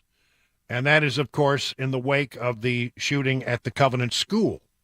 And there's a lot of things that the governor would like to get accomplished, but he would not say on Friday whether his proposal to keep firearms away from dangerous people has enough support inside the state legislature during the General Assembly to survive the upcoming special legislative session. Let me tell you, it is my considered opinion, he does not have those votes. And the last time I checked with the Speaker of the House, Cameron Sexton, said the same. It could have changed since then, but I don't think he's got the votes, and I think that they're going to be nibbling around the edges, mainly because we don't have the writings of the shooter. They've not been released, and I don't think they're going to be released because they're tied up in court for about, I don't know, maybe 3 years, according to some people's estimates. Back in May, Lee announced he would call the special session after Republican lawmakers initially refused to consider his proposal, which was designed to keep guns away from people who could harm themselves or others. He says it's not a red flag law, but it is a red flag law, and that causes a lot of heartburn up on the State House here in Tennessee. So we are 3 weeks roughly away from that starting. I don't know exactly what. Maybe we'll get the Speaker to give us an update on what he thinks can be passed. But the governor is not saying that he's got the votes, because I don't think he's got the votes for at least his measure. Other things, we'll see. Tennessee can now begin banning a professional teachers advocacy organization from deducting membership dues from those educators' paychecks, according to a court ruling. A panel of 3 state court judges decided on Friday late that the recently enacted law targeting the Tennessee Education Association can no longer be blocked in court. In late June, the judges initially sided with the Tennessee Education Association by stopping the provision from taking place on July 1st, yet at the time, the judges said they weren't making a determination as to the merits of the case. And so, what is this? In their Friday decision, the judges ruled against the association's arguments for a temporary injunction, saying that combining the two changes into one was the way to go forward. So here's what this is all about. I've always thought this would be a great way to have people understand just how much money you're paying to someone. Let's say the federal government. I think that if instead of having our taxes automatically deducted from our paychecks, that if we actually had to sit down and write on a quarterly basis or monthly basis a check to Uncle Sam, to the IRS, if we had to do it every month, physically write the check and see right there before us in our check ledger exactly how much money was going to Uncle Sam out of what we earned, I think that, we wouldn't be having high taxes very long. I think people would say, this is outrageous how much money I make that I have to send to the federal government. And look at what they do. What do they do? They're out there spending $313,000 to find out why minority children like Japanese comics. I mean, come on. Every time you hear some ridiculous thing like it'd make you angrier and angrier. It wouldn't be very long that Capitol Hill would be filled with people who are ready to seriously cut taxes. But we don't do it that way. It comes out automatically. You don't think about it. You don't see it. Well, the same thing, I think, will happen with the TEA. If they bar the TEA from having it automatically deducted from the paycheck of educators will have to personally write that check each and every week. And I think they'll come to a very quick understanding that they're giving an awful lot of money for things that they don't agree with, or that they feel like they're giving their Tennessee Education Association a lot more money than they should. So I am in favor of that. Court ruling now is in favor of allowing the deductions to not be automatic. And I think it'll be interesting to see over the course of the next few years whether there's a change in the TEA. Because people, if they have to write checks to the TEA, they're going to be watching a lot more closely about how that money is being spent rather than have it automatically deducted and never even see it gone. Tennessee kicks off a 3-month grocery sales tax holiday this week. Tennessee's largest tax cut in history. The 3-month grocery sales tax kicks off tomorrow, the first day of August. The 3-month grocery tax suspension known as the Tennessee Work Acts, will take place from August 1st through October 31st through Halloween. To start now, Tennesseans can expect to save about $273 million in taxes during the suspension. If you got a freezer in your garage, then perhaps, you could really stick some stuff back and save some money one way or the other. I think that's great. It is a give back from the state in a way, we bring in more revenue than we say we're going to. We are fiscally very conservative and very strong in the state of Tennessee. We've got a rainy day fund, everything that you could want. So I'm happy to see a little bit of this come back. And I would have tried to do it in a different way to actually give people cash, but this is, this helps. This is not, you don't sneeze at this. I take it. Self-driving taxis, be afraid, be afraid. Self-driving taxis are coming to Nashville, and the testing is already underway. According to Channel 4, Cruise, a self-driving car company, is introducing driverless taxis to Nashville. They announced the expansion on July 27th, and they're about to be the company's next robo-taxi-enabled city. Nashvillians will see driverless Cruise autonomous vehicles in a few months, but they've already been testing since July 28th. Today, we're announcing Nashville is our next robo-taxi-enabled city. You'll see driverless Cruise AVs in a few months. This brings the city from 1 to 7 in about a year, and there are more to come. Are you ready to get into a driverless taxi? Chris, I don't know. Are you? Well, I don't know. I've been in some pretty bad ones that had drivers, so I don't. Maybe the driverless one wouldn't be so bad. I mean, but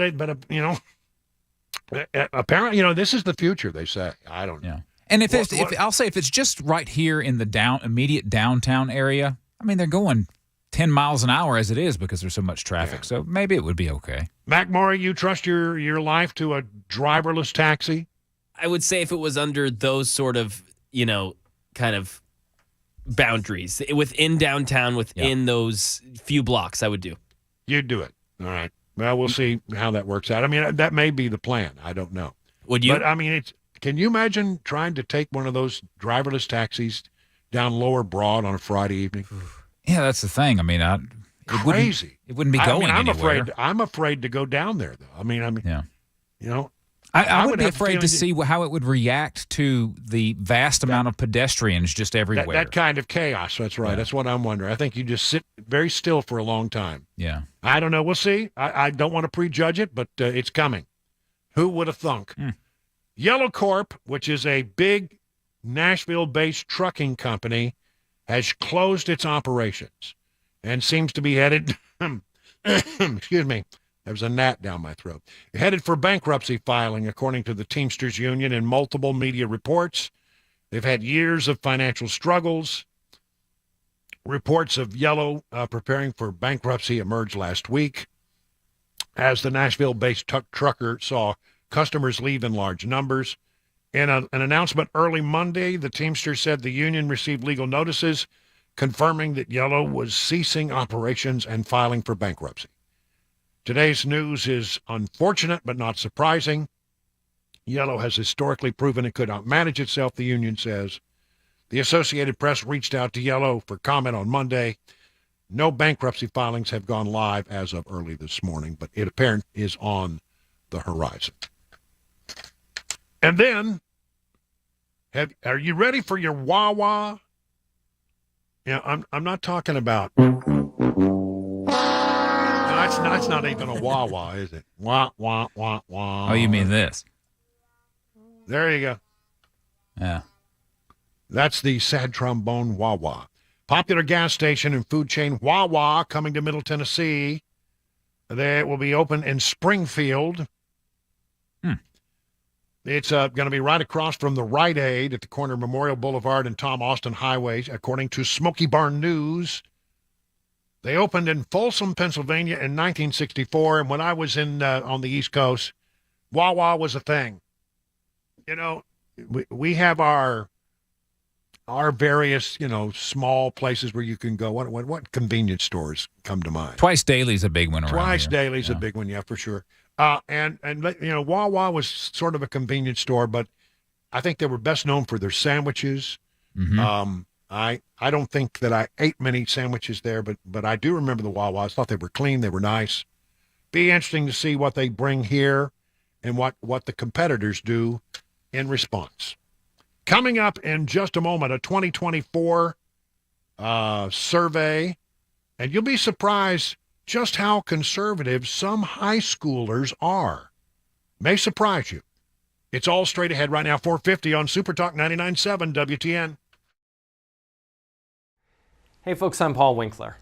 One of the things I've been hearing a lot from people lately is the concern about the dollar crashing. And you'll see this out there on the internet all over the place, articles written about it. And the idea is that the Russian and Chinese, those countries are looking at getting together and creating their own currency that will compete against the US dollar as a reserve currency. Now, for many, many decades, there have been other currencies that have been trying to vie for that status. And there's a possibility that you're going to have some that are going to encroach on that a little bit. But is it that big of a thing to worry about? Well, number one, last year, the Chinese currency made up very little of any kind of world trade, number one. But what is it that's really going on underneath the surface? A lot of it is trying to sell you newsletters and investments that you probably ought to stay away from. For example, one of the things I see is, well, you ought to buy gold because the dollar's going to crash. And you see all of these commercials out there, and I say, well, wait a minute, wait. They're trying to get you to buy gold with your what? They're looking to take your dollars. If they really believe what they're saying, why would they take your dollars for their gold? Number one. Number two, how do you protect yourself against these valuation changes in various currencies? Well, let me explain it this way. Let's say that you had a currency called the clam. Okay, and you had a country that had one clam and you could exchange it for $1 at any one point in time. Let's say that that's the case.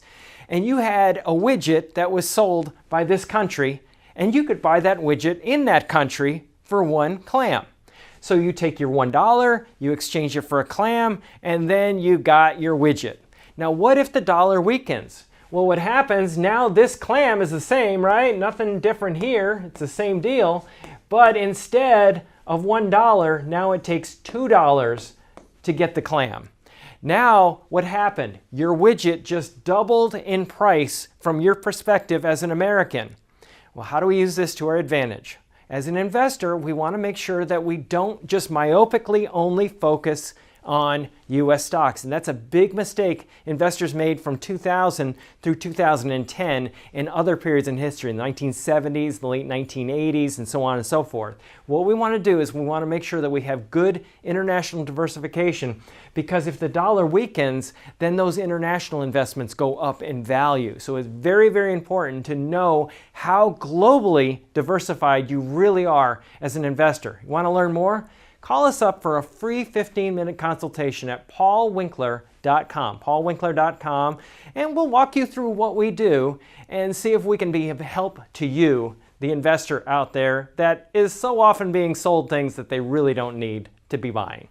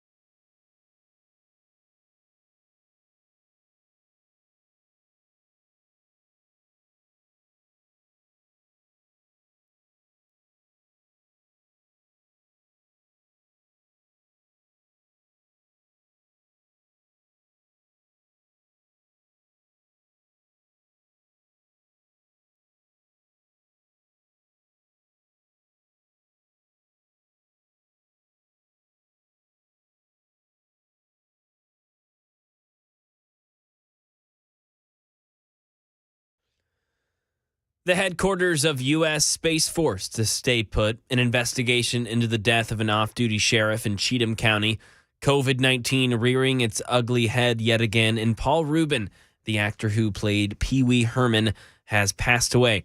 Those stories and more coming up at 5 o'clock. I'm Mac Morey right here on Super Talk, 99.7 WTN.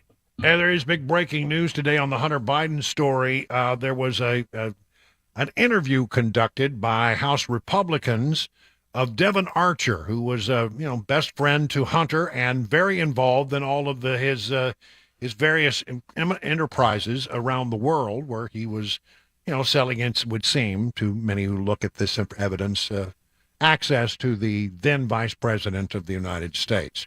So what's the latest on all that, and what are people saying about that conversation that they had? I'll get that coming up in the next hour right here on Super Talk 99.7 WTN. Let's talk about the Wellness Institute of Nashville. They have been around here for quite a while now, and they're a place to go if you're feeling pain in your arms, your legs, your neck, your back. You have a tingling in your extremities. All these things can be made better through the application of something known as non-surgical spinal decompression. I've gone through some 40 of these things, and I can tell you really honestly, it's done me a lot of good. It can do you a lot of good. So if you're a new patient, you've got to take advantage of the 2023 special. Get your exam, a consultation. X-rays will be taken if needed, or you can bring in your own X-rays or maybe MRIs if you've got them. You'll sit down with Dr. Kevin Mitchell, go over your condition, and he'll lay out your custom healing recovery plan, which will be discounted by 50%. You get started with a phone call, 615-246-5009. Again, 615-246-5009. Now, Dr. Kevin Mitchell and Dr. Ashley Mitchell offer the first of its kind KT machine. It's like spinal decompression, but it's for your knee. The idea here is to elongate the knee and then allow the healing therapy to reach the meniscus and cartilage. So you get healing without the need for surgery or painkillers. Listen, I think you're gonna find the right solution for whatever it is you've got going on there. Go talk to them, 615-246-5009. Learn more at painisbad.com.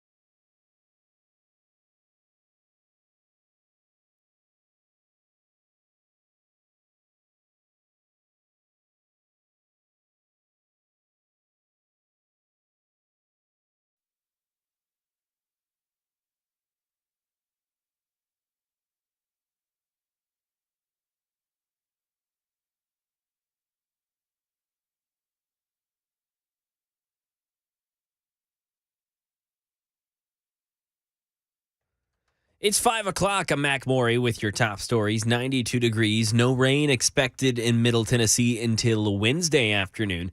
Complete weather forecast, the latest traffic report upcoming in 5 minutes.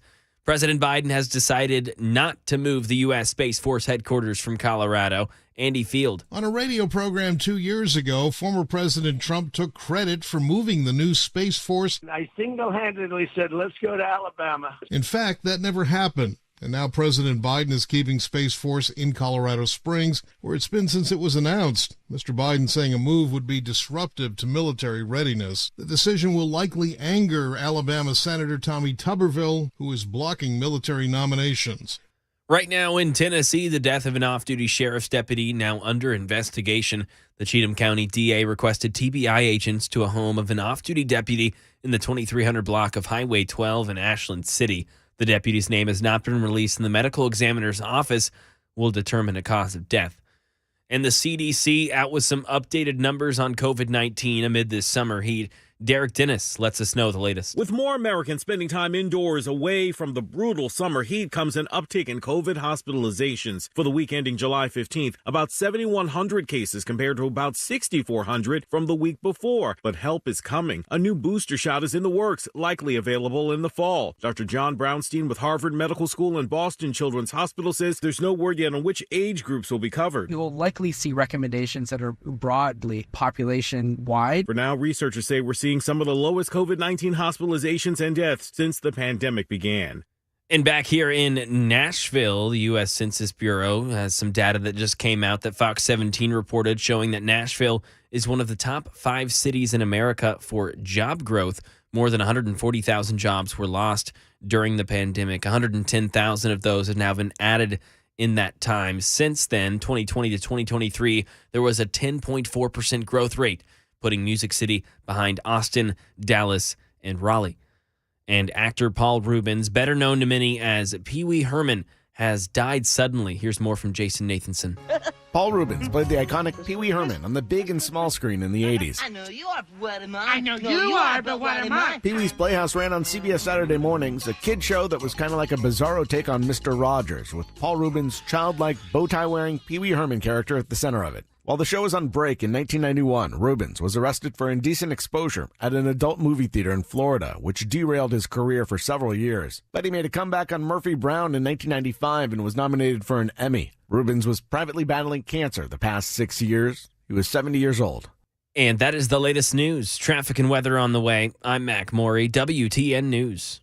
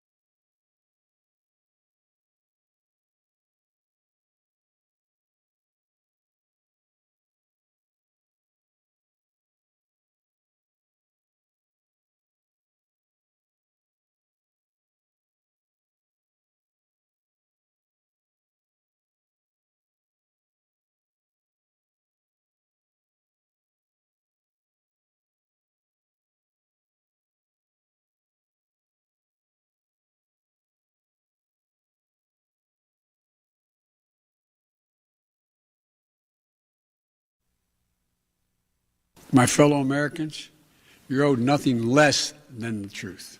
Well, that's what he says. He always claims that we're supposed to get the truth, the whole truth, and nothing but the truth from the Biden family, but I don't know. After today, I'm beginning to feel as if we've been lied to, perhaps, about a few things. Let's get into it. As you know, there was a big development today in the investigation into the Biden family syndicate.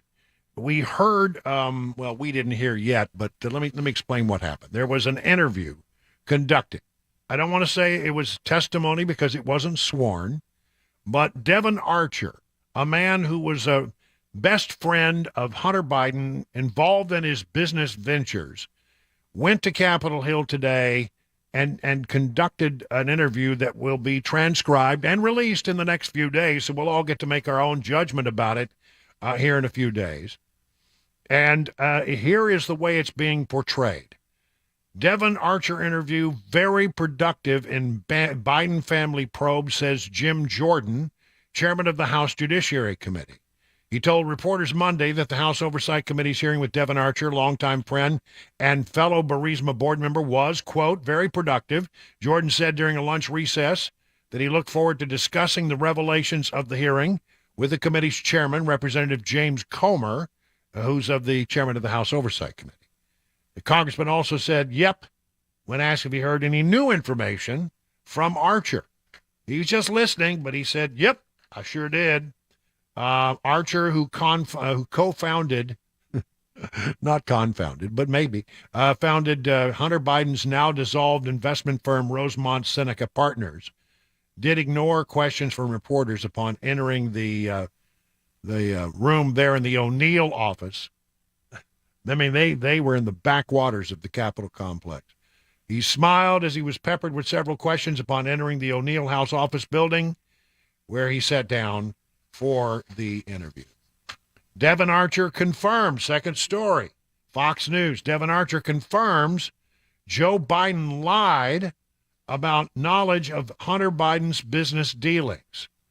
Joe Biden was the brand that his son sold around the world to enrich the Biden family, says James Comer of Kentucky.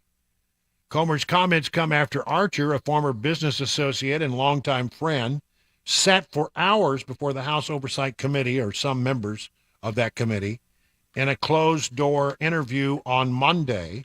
Archer said that Hunter put his father, then Vice President Joe Biden, on the speakerphone while meeting with business partners at least 20 times.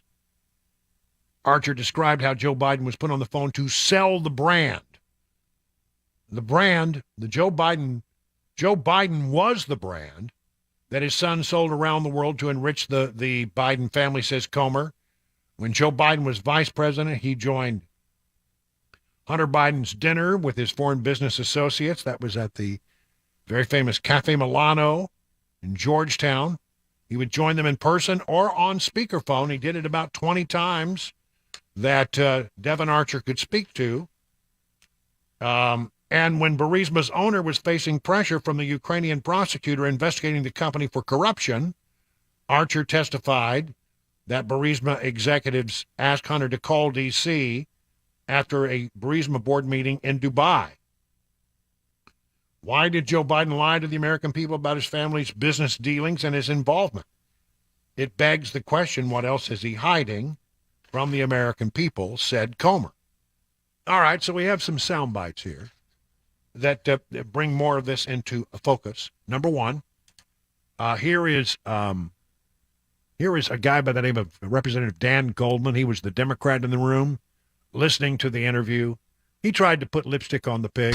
And I want to be very clear about one thing. He did describe that there were approximately 20 occasions over the course of their nearly decade-long business relationship where, when one of them called the other, that Hunter Biden would ask his father to say hello to whomever he was at dinner. He said there were some times when it was friends and sometimes when it was potential business partners or business partners. But the witness was unequivocal and stated very clearly that they never discussed any business on that phone conversations. There were niceties, and there was a hello, and we talked about the weather or whatever it was, but it was never any business. Well, he didn't talk business. Well, why? Because they know that these phone calls are recorded, especially if you're overseas. If you're overseas and you're calling back to the States, and you're Hunter Biden calling Dad, who's there at the Naval Observatory, probably out by the pool naked, because that's what he used to do. Did you know that Joe Biden used to skinny dip out there at the Naval Observatory? Didn't like to wear clothes, but one way or the other, maybe he's back at the Naval Observatory skinny dipping, and so you've got these people on the line, and you say, well, look, let's just call Dad. What you're doing is you're showing your business partners or the potential business partners, you need to pay me money because I've got access. Things happen when I bring it to Dad's attention. All right? So that was going on. But Chris Swecker, who's an assistant former FBI director, says you don't have to have him actually on the phone talking about, business specifically. It's just that he got on the phone at all that creates a concern. Listen to Chris Swecker. You have to have that express quid pro quo. And they were selling access. All he had to do, they do the big setup, and then they put Joe Biden on the phone and just shows that they have access. Here he is. He's on the phone. I just told you, we can do things for you. And there he is. So, that matches up perfectly. Then you match it up with the prosecutor gets fired. The prosecutor is going after Burisma right within that same time frame. Boy, you're really close to a slam dunk, in my opinion. Yeah, I think so, too. I think we're getting there. And this is the most damning piece of evidence yet, and it's been in the public domain. We've talked about it endlessly. Joe Biden actually bragged about some of the things he did. So Hunter Biden's on the board of Burisma. They got a prosecutor that's just given Burisma the devil. They want that prosecutor gone. And so they hired Hunter Biden and his business partners, and then they start spending millions of dollars, giving them, he was on the board of directors, making a ton of money every month. And so is it a coincidence that Joe Biden then comes into town and forces Ukrainian officials back in the day to fire that prosecutor that was giving the folks at Burisma such a hard time? I remember going over convincing our team, or others, to convincing us that we should be providing for loan guarantees. And I went over for, I guess, the 12th, 13th time to Kyiv, and I was supposed to announce that there was another $1 billion loan guarantee. And I had gotten a commitment from Poroshenko and from Yatsenyuk that they would take action against the state prosecutor, and they didn't. So they said they were walking out to press conference. I said, no, I'm not going to, or we're not going to give you the $1 billion. They said, you have no authority. You're not the president. The president said. I said, call him. I said, I'm telling you, you're not getting the $1 billion. I said, you're not getting the $1 billion. I'm going to be leaving here. And I think it was, 6 hours? I said, I'm leaving in 6 hours. If the prosecutor's not fired, you're not getting the money. Well, son of a bitch. Got fired. And they put in place someone who was solid. Well, somebody that the Bidens liked. And somebody wasn't going to poke around in Burisma. Listen, I'm telling you, this thing stinks to high heaven. Does anybody actually think that these people paid millions of dollars to Hunter Biden simply because they thought he was a charming fellow? No, they paid millions of dollars to Hunter Biden and other Biden family members, millions of dollars, to make the case that, if you give us money, we can do certain things for you. We have access to the Vice President of the United States. He's a man who can help you out wherever you need help. And we have evidence of this. This was all about access to the big guy. The thing that seems to be missing right now is evidence that actually connects all of this to a bank account that has Joe Biden's name on it. Now, I don't know that you have to have that, actually. If Hunter Biden took money that he got from all of these endeavors and did things that benefited the Biden family and the Biden family home, which I think he's testified to, then isn't that enough? He got benefit. There was benefit for his actions. And I think the Vice President of the United States has lied to us. And I think the Vice President of the when he was Vice President, now President, I think the President has lied to us. He lied about his activities when he was Vice President. I think he's lying about his activities since then. And I think everybody understood with a wink and a nod, you give money to Hunter and I will take care of I will do your bidding wherever it needs to be done if I can. And he did. This is ugly. This is incredibly ugly. The facts are coming together in a really significant way. And don't be dissuaded by people who say, well, he didn't really talk business. You know why he didn't talk business on the phone? Because if you're overseas and you call back to the United States, the NSA records every phone call incoming from around the world. Did you know that? The National Security Agency, Fort Meade, Maryland, they record every single phone conversation, so they weren't going to say things on the phone that they might say otherwise. It was simply a thing, yeah, I got the old man. He's right here on speed dial. You want to talk to him? It was a way of showing that they were the people that needed to be dealt with. You pay us money, your problems can go away. You made to make a big investment here in the Hunter Biden enterprises, and if you do that, then you will receive the benefit and the blessings of having good, close, warm relationships with the Biden family. Will not go unnoticed. This is it's getting close. We got IRS agents, 2 of them. We got an FBI agent that confirmed the IRS are agents. We got documents coming in on a daily basis. We got the Devon Archer interview, which will be released later this week. We'll be able to read it for ourselves and make our own determination. And it's ongoing. It's ongoing. We are getting close. I think the Speaker of the House is right. It may be getting very close to time to launch an impeachment inquiry in this matter. 20 minutes now, past the hour, 5 o'clock on Super Talk.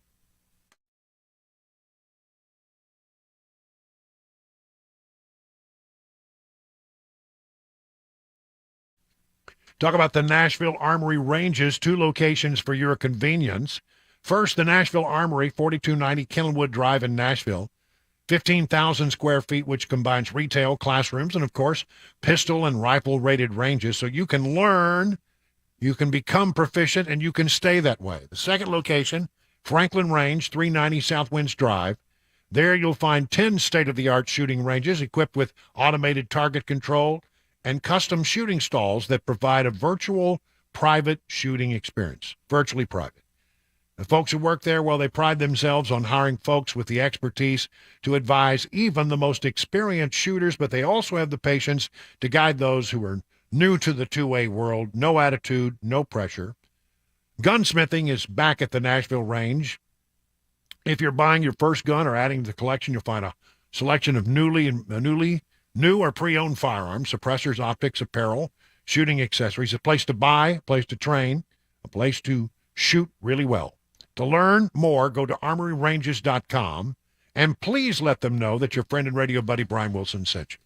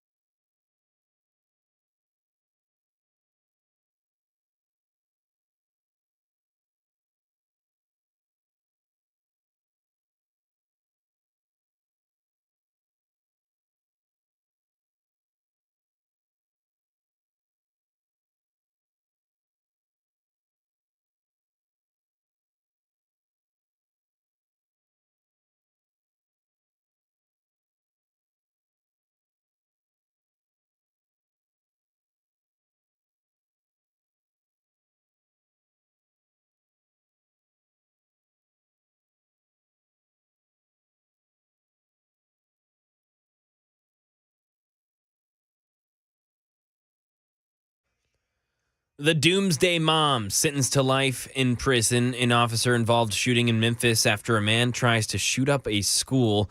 An American nurse kidnapped in Haiti. And an actor dies way too soon. That and more 5:30 Super Talk 99.7 WTN. Time for a 2024 update. Bringing you news and information from the campaign trail and letting you know where things stand and all of the surveys that are out there. I've got some pretty interesting stuff here. Let me pull up realclearpolitics.com. But I'll start with this. A new poll shows Trump with a 37-point primary lead, bolstered by the unshakable, what they call MAGA base. This is justthenews.com. Former President Donald Trump has a commanding lead over closest GOP primary challenger, Florida Governor Ron DeSantis, and the rest of the field. The New York Times Siena College poll released Monday, and it's its first of 2024 campaign season, shows Trump leading DeSantis by 37 percentage points. That's almost unheard of. Trump received 54% of the support in a hypothetical 2024 primary. DeSantis came up with 17. I'm going to look at the other polls that are the New York Times. There it is. Trump leading DeSantis by 37. Not beyond the pale. The Economist YouGov, Trump leads DeSantis by 36. Morning Consult, Trump leads DeSantis by 43. Rasmussen reports Trump leads DeSantis by 44 points. Let's see. Harvard Harris, Trump leads DeSantis by 40 points. Overall, if you add up all of the more recent polls, it shows that Trump leads DeSantis on average, according to Real Clear Politics, by 35.7 points. It seems to be his to lose. All of the talk about, well, he could be indicted, he could go to trial, doesn't seem to bother the conservatives who support Donald Trump. In fact, it seems that the more you throw at him, the more that the MAGA base says, yeah, let's go, man. We still support him. We still love him. You know, you're not going to change our mind with any of that. So that is perhaps the most telling thing about the 2024 report. All the polls seem to show the same thing. Trump in very good control of the primary process as it stands now. Here from the Messenger, dropping in the polls, DeSantis blasts Trump and ditches the stage. Florida Governor Ron DeSantis sharpening his attacks on former President Donald Trump, his chief competitor. Distant second in the polls, he tried out a new format of campaigning on his fourth trip to New Hampshire, ditching some of the formalities to create a closer connection with voters, and tried to, just be that nice guy Ron from Florida. I don't know. He is in a solid second place, but I'm telling you, that's not saying much when you're 37 points behind. Let me just look at I can go back here and look at the numbers just in New Hampshire. It's pretty interesting. In New Hampshire right now, Trump leads by an average of 24 points. Leads DeSantis by 24 points. That's the average. But the last few polls are sort of all over the place. UNH says Trump leads by 14. St. Anselm says he leads by 28. Another poll out there says he leads by 30 in New Hampshire. So there is that. Now, I love this story very quickly.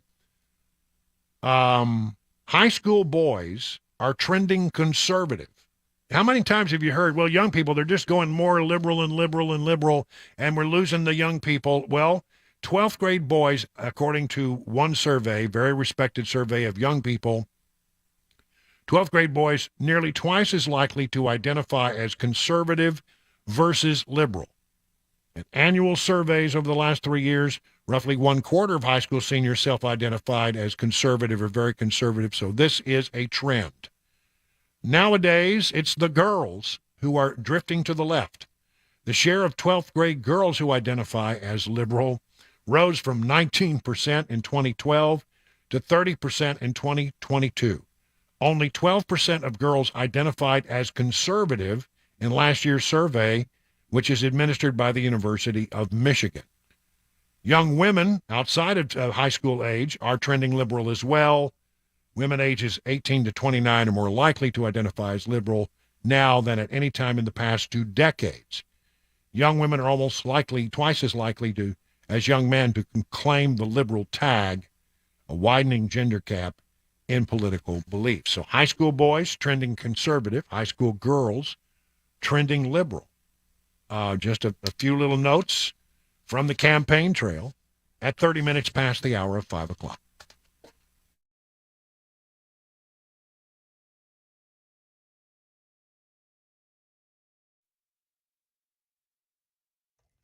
It's 5:30. I'm Mac Maury with your top stories. Right now, 92 degrees in Nashville. Complete weather forecast and that latest traffic report upcoming in 5 minutes.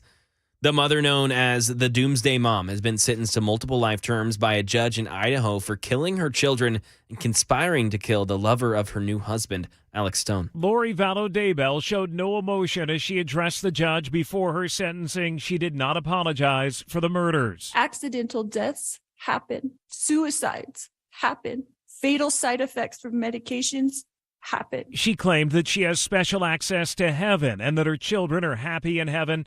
The judge responding that she has shown no remorse and must spend the rest of her life in prison. You chose the most evil and destructive path possible. Vallow Daybell's husband, also allegedly involved in the murders, goes on trial next year. There was an officer-involved shooting in Memphis this afternoon. The gunman was trying to enter a school. When he couldn't, he began shooting in that parking lot. No one was injured there. Then he left in his pickup truck.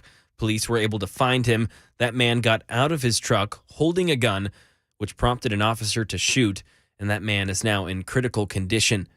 And the U.S. continues to work on freeing an American nurse and her daughter who was kidnapped in Haiti. Andy Field. U.S. State Department won't say if they know who in Haiti has kidnapped American nurse Alex Dorsenville and her child, other than to say, we are in regular contact with the Haitian authorities and will continue to work with them and our U.S. government interagency partners. State Department spokesperson Matthew Miller saying the U.S. supports a multi-nation military force to help stabilize the government in Haiti. In some entertainment news, actor Angus Cloud, who played the character Fezco on the very popular show Euphoria, has passed away at the age of 25. A cause of death has not been shared, but it's known that Cloud had to bury his father, whom he called his best friend, just last week.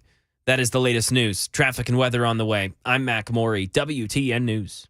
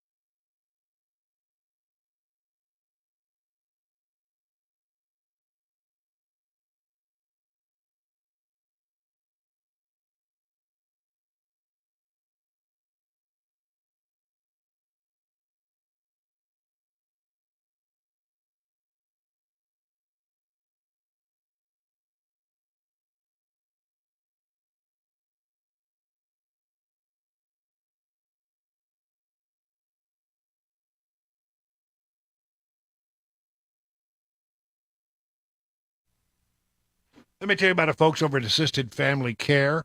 One of the hardest things we see as we grow older and get into adulthood is that our parents and other elderly loved ones in our family are getting to an age where they're struggling with their day-to-day lives. It reminds us we're approaching an age where they will need more help, and we're gonna be the ones they're looking to. Well, this is where Assisted Family Care can help. They will connect you with the most responsible, compassionate, compatible helper to assist you with your loved one's daily needs. And if your loved one is a veteran or a spouse or a widow of a veteran, they could very well qualify for a little-known benefit to help cover these kinds of expenses. Assisted Family Care has years of experience in helping those in Middle Tennessee who qualify to get access to this benefit. You see, Many veterans are eligible to receive up to 20 hours of daily living assistance each week at no cost to them. Not everyone is eligible, but if you're a veteran with wartime service, you could well qualify for the benefit for yourself or for your spouse. I want to warn you, the application process is not simple. It's daunting and can be confusing, but don't worry. Assisted Family Care has years of experience in cutting through all the red tape to help veterans receive this benefit if eligible. Assisted Family Care can help you. Assisted Family Care is there for you. Visit assistedfamilycare.com or call this number, 615-833-9725.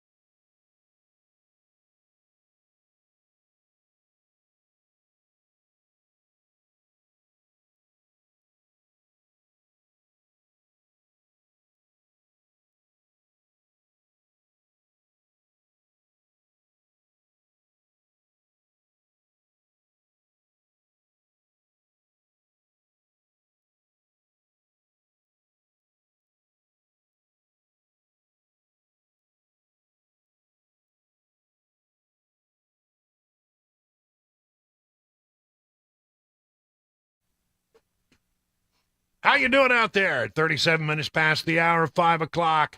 We got the A-team in the chair, Mac Morey in the newsroom, Chris Webber pushing all the blinky buttons. I am your friend and radio buddy, Brian Wilson, and this is The Drive. A mishmash of stories, but I think fascinating stories. Listen to all of this. If you are active in the 2A world, or if you are a strong believer in your Second Amendment rights, you may be surprised to hear this. Up to 60% of Americans could own guns, and that is twice as much as original estimates or old estimates have been. A surge in quiet gun owners, much like the so-called silent majority in political circles, is leading firearms analysts to believe that far more Americans own weapons than the accepted 30% cited in polls. At the high end, it's possible that up to 60% of Americans own guns, especially with the pandemic-era rise in gun buying among women and minorities, especially in suburban and urban areas. At the lowest end, it's likely that at least 40% of Americans own gun, so it's between 40 and 60. It could be as low as 40, could be among 60, but certainly more than we thought in the past. The study comes from Rutgers University, New Jersey's Gun Violence Research Center, has tried in an industry which for years has tried to accurately estimate gun ownership and determine why polls show support for gun control but then there's very little follow-through when legislation is proposed. That's what the Rutgers Gun Violence Research Team is trying to find out. The study's conclusion is that nearly a third of those polled might be lying when they deny having a firearm. The report dealt in probabilities with the researchers building profiles of confirmed gun owners. Then they applied the profiles across their sample to find out who might be fibbing about not owning guns. And again, this is gray math, but the results depend on the probability threshold applied. But they came up with 1,206 confirmed owners between 1,243 and 259 non-owners. I don't know. But some, they believe, may be lying and not to being honest and open about their owning guns. They're secretive owners. This is something that the gun industry, according to Stephen Kotkowski, founder of the Reload blog, something we have assumed perhaps for a long time, but now there is a study that is quantifying it to some degree. Tussell describes those who fib as quiet gun owners who may be driven to be untruthful to pollsters because they are worried about the government or their neighbors finding out they own guns. He said those who live in urban areas where gun ownership can be frowned upon may deny owning one. Local culture may also drive the denials. Yeah, I tell you what, somebody comes knocking on my door, Mr. Wilson, I'd like to talk to you about how many, are you a gun owner? None of your damn business is my answer, and it isn't. But I can understand why they might say that, or they might not answer truthfully to pollsters, given, how controversial it is in some quarters to be a gun owner. I don't have any problem at all being a gun owner. Happy to be a gun owner. Happy to be the owner of concealed carry permits in 2 states. So, that I am very happy to have all that. But there are those who may not want to come forward and admit it. This is fascinating. If you've been a long-time listener to this show, I believe that the answer to the coming electricity shortages, or the shortages we're even facing now, is nuclear power. But it used to be said, well, we haven't built a nuclear power plant in this country since, blah, blah, blah, blah, blah. Well, that's not true anymore. That's simply not true. Georgia Power announced today that its Plant Vogtle 3 nuclear reactor has entered commercial operation, becoming the first new nuclear reactor to come online in more than 30 years. Operators said the reactor's completed testing. It is now reliably supplying power to the grid. The reactor will provide an estimated 1,000 megawatts of power to the state. That's enough to power 500,000 homes and businesses. Once the new units are online, the 4-reactor nuclear power plant will be the largest generator of clean energy in the nation. So this is the Southern Company, in case you're keeping score. And the entire energy sector, this is a historic day for the state of Georgia, the Southern Company, and the entire energy sector as we continue transforming the way we power the lives of millions of Americans, said Southern Company President Chris Womack in a statement.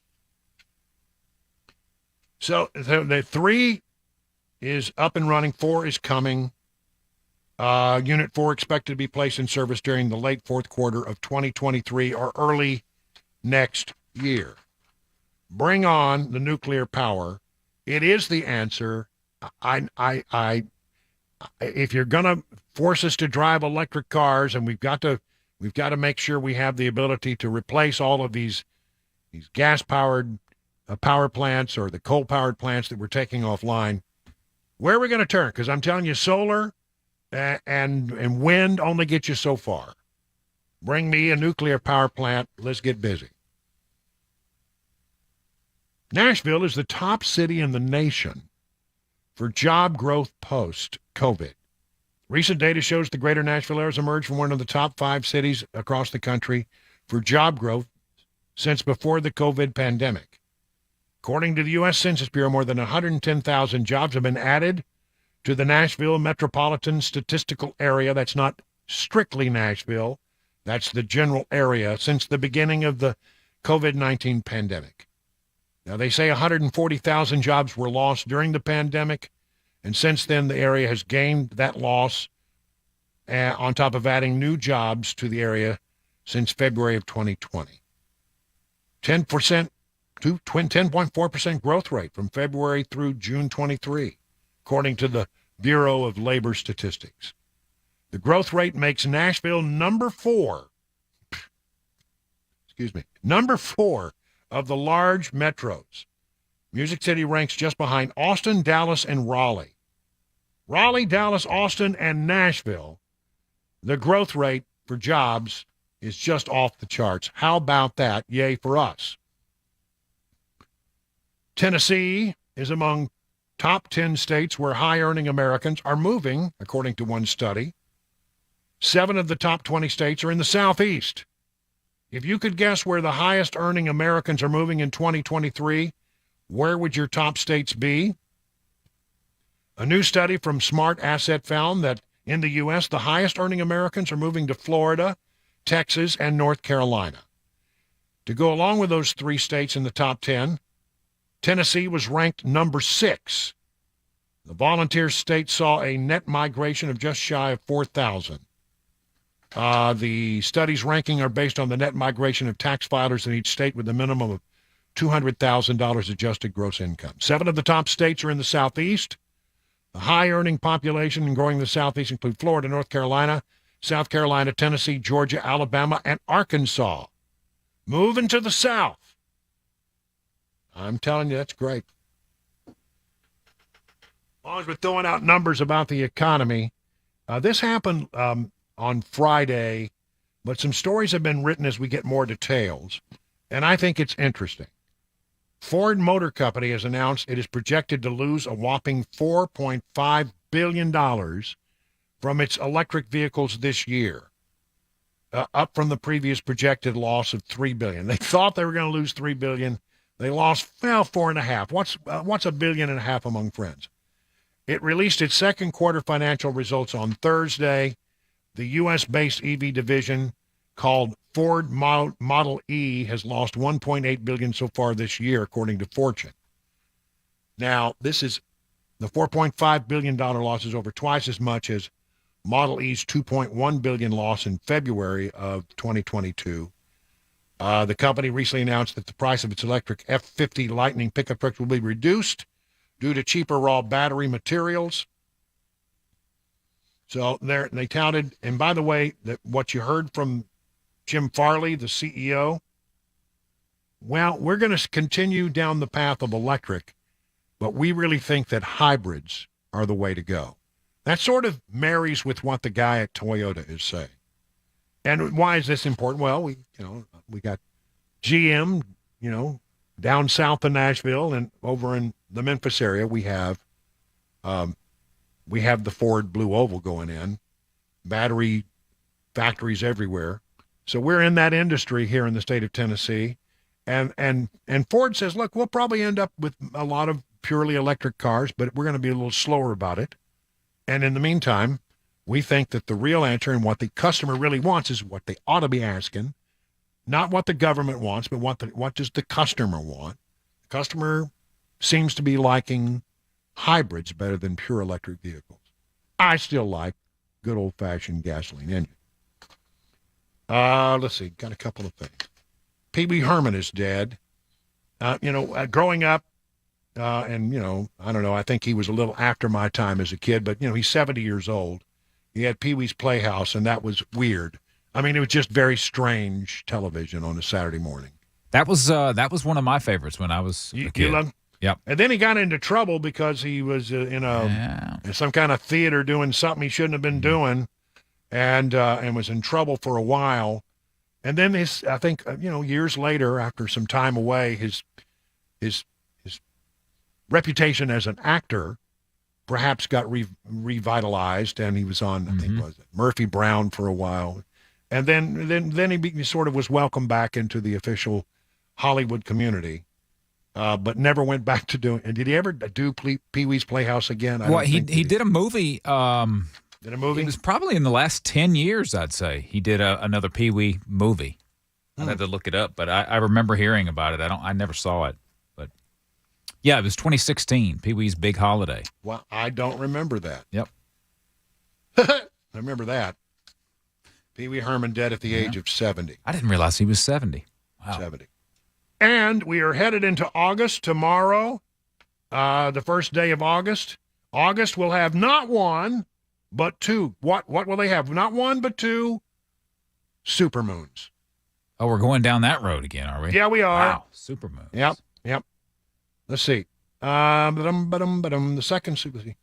Trying to think. Stargazers and moon lovers will be delighted to learn that August will bless us with not one, but two supermoons. One which will begin with be a blue moon.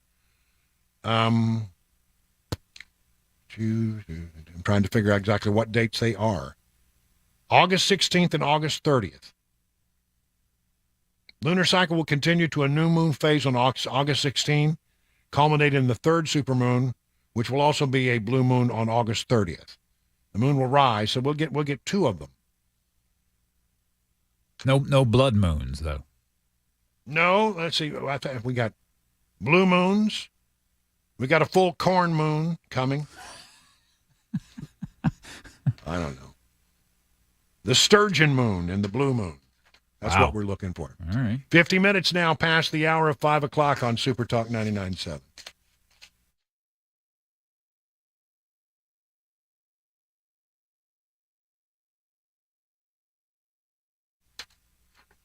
In times of market and economic volatility, gold and silver just might be the safe haven you're looking for. Hey, it's Brian Wilson for Nashville Gold and Coin. And if you're looking to buy real, actual, hold it in your hand, gold, silver, or bullion, let me tell you, this is the place I do business and the place I recommend. You'll get honest, friendly customer service and a real precious metals education. They also specialize in the buying, selling, and appraising of coins. Now, I have to laugh about this because I can't believe it. Do you have any idea how much those old coins you have laying around might be worth? I brought in a few silver coins I had in a shoebox, buried in my sock drawer, turned out to be worth $1,652. So wherever you're in the, whether you're in the market to purchase precious metals or just want to find out what those coins in your closet might be worth, schedule a one-on-one consultation today. Go to NashvilleGoldandCoin.com. That's NashvilleGoldandCoin.com. Hey folks, I'm Paul Winkler. One of the things I've been hearing a lot from people lately is the concern about the dollar crashing. And you'll see this out there on the internet all over the place, articles written about it. And the idea is that the Russian and Chinese, those countries are looking at getting together and creating their own currency that will compete against the US dollar as a reserve currency. Now, for many, many decades, there have been other currencies that have been trying to vie for that status. And there's a possibility that you're going to have some that are going to encroach on that a little bit. But is it that big of a thing to worry about? Well, number one, last year, the Chinese currency made up very little of any kind of world trade, number one. But what is it that's really going on underneath the surface? A lot of it is trying to sell you newsletters and investments that you probably ought to stay away from. For example, one of the things I see is, well, you ought to buy gold because the dollar's going to crash. And you see all of these commercials out there, and I say, well, wait a minute, wait. They're trying to get you to buy gold with your what? They're looking to take your dollars. If they really believe what they're saying, why would they take your dollars for their gold? Number one. Number two, how do you protect yourself against these valuation changes in various currencies? Well, let me explain it this way. Let's say that you had a currency called the clam. Okay, and you had a country that had one clam and you could exchange it for $1 at any one point in time. Let's say that that's the case. And you had a widget that was sold by this country and you could buy that widget in that country for one clam.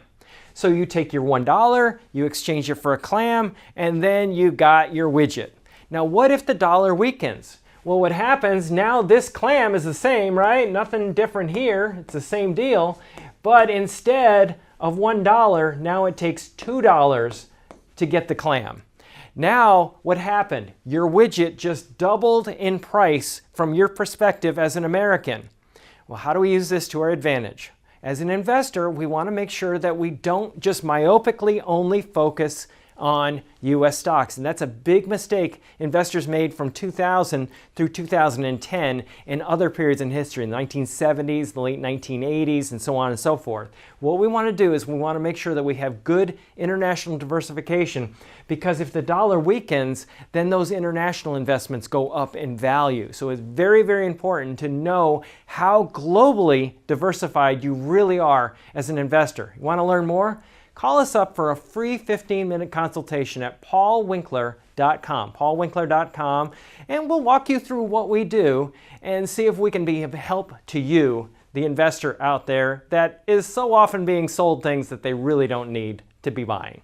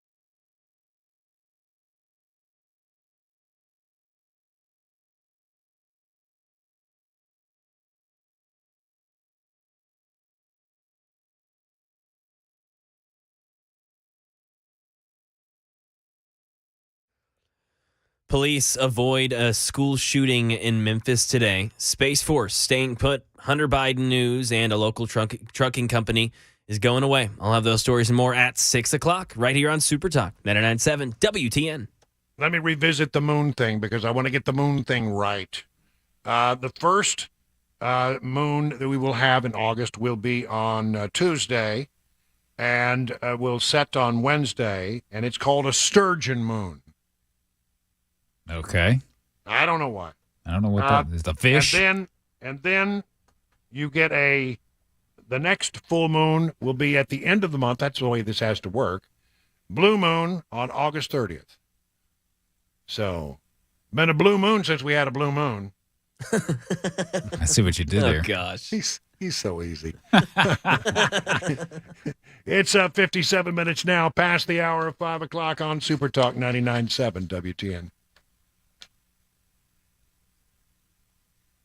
Let's talk about the Wellness Institute of Nashville, 615-246-5009. It starts with a phone call, and really you just got to get that phone call in and get set up for the first appointment. If you're a new patient, your first exam is only $23. You get an exam, consultation, x-rays if needed. You can bring in an MRI if you've got one. You'll sit down afterwards with Dr. Kevin Mitchell, go over your condition. You'll come up with a custom healing recovery plan, which will be discounted by 50%. 615-246-5009. Now, at $23, that's sort of unheard of, but you're talking about the Wellness Institute of Nashville. Dr. Kevin Mitchell, Dr. Ashley Mitchell are now offering its first of its kind KT machine. It's like spinal decompression for your knee. It elongates the knee and the joint and allows the meniscus and the cartilage to sort of receive the healing therapy without the need for surgery or painkillers. Listen, I'm telling you, I've been there. I'm a patient. I think the world of Dr. Mitchell, and I think he can do you a lot of good. He's done me a lot of good. Just call this number, 615-246-5009. Learn more at painisbad.com.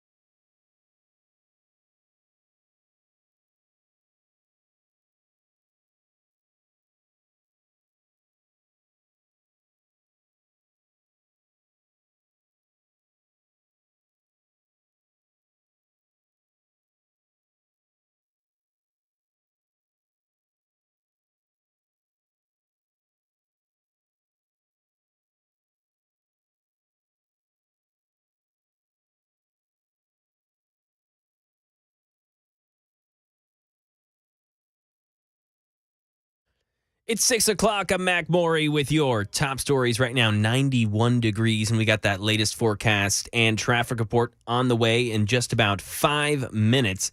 Starting right now in Memphis, police say they stopped a tragedy today after an armed man tried to break into a school and then endangered residents in a neighborhood nearby. Memphis police received a report of shots fired at the Markland Hebrew Academy, and after the suspect was unable to get into that building, fired his weapon and took off in a truck with California license plates. He was found 3 miles away where gunshots were reported once again. Memphis PD confirms an officer shot the suspect. They say he exited that truck with the gun in his hand.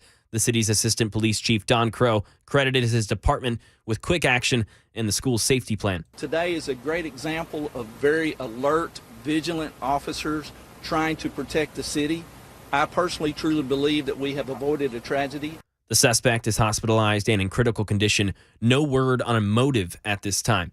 And the newest branch of the U.S. military staying put after a decision by President Biden, the headquarters of Space Command will not change locations. The White House says this is after consulting with the Secretary of Defense and reviewing the advice of military leaders. Karen Travers. Some Republicans are pushing back over President Biden's decision to leave Space Command headquarters in Colorado Springs and not move it to Alabama. But the White House and the Pentagon say this avoids a lengthy transition and ensures no disruption to Space Command's mission or personnel. Alabama is the home of Republican Senator Tommy Tuberville, who's blocking the confirmation of the president's current military nominations in protest of the Pentagon's policy about abortion-related benefits for service members. The White House says that did not factor into the president's decision, saying it came down to, quote, operational readiness and what's in the best interest of our national security.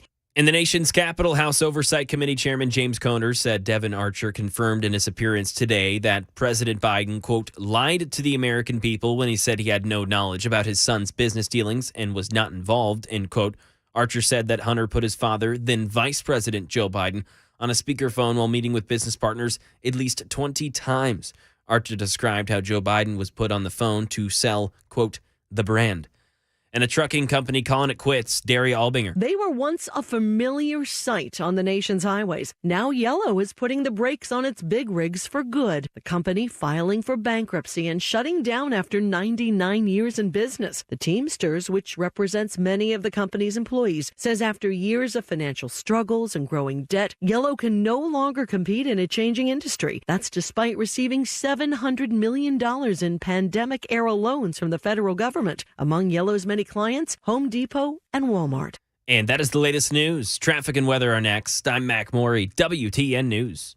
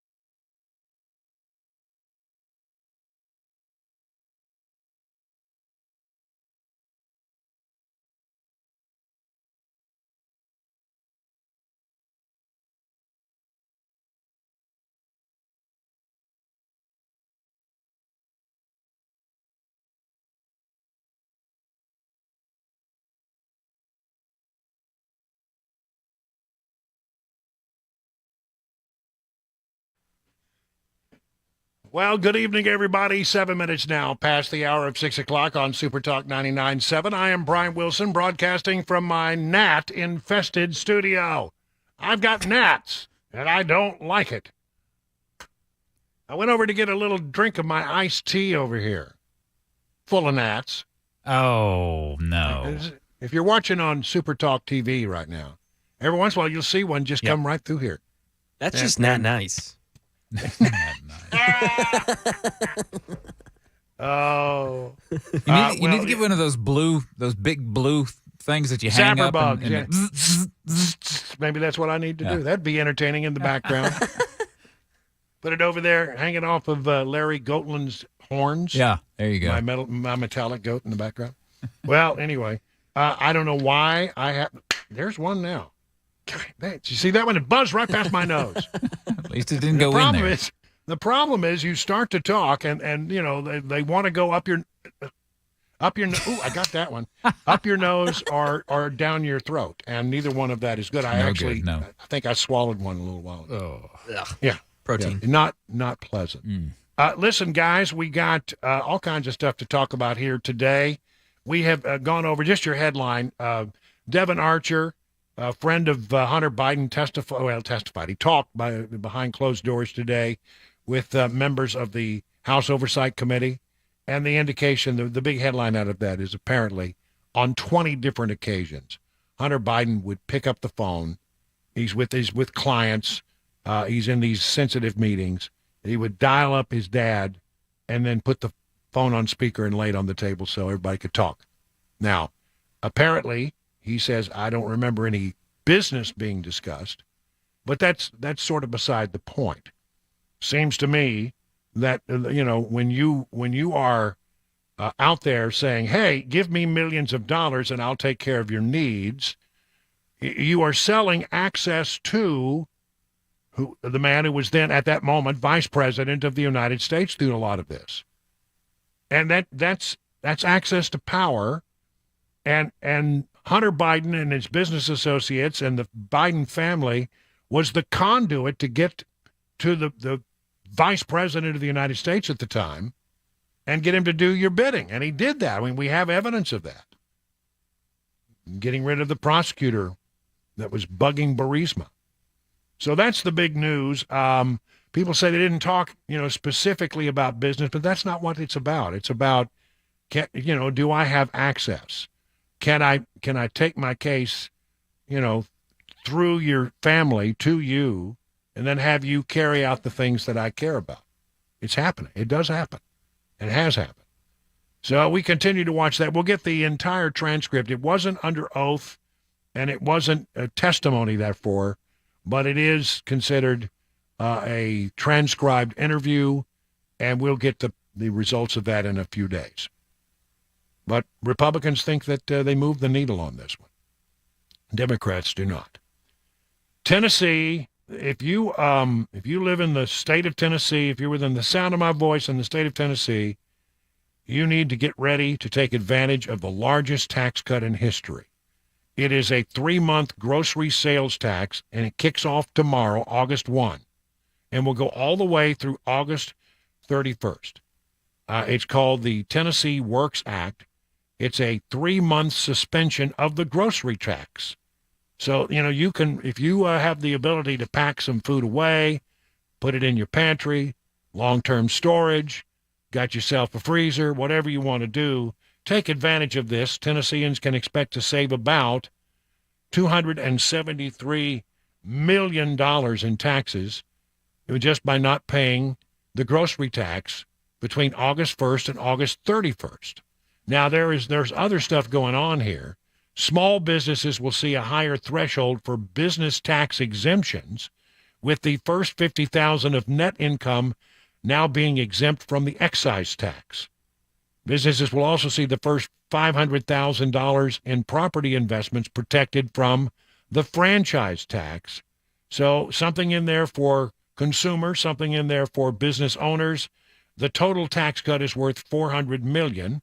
It is, what happens here is that we bring in more money than we anticipate we will. We have a surplus.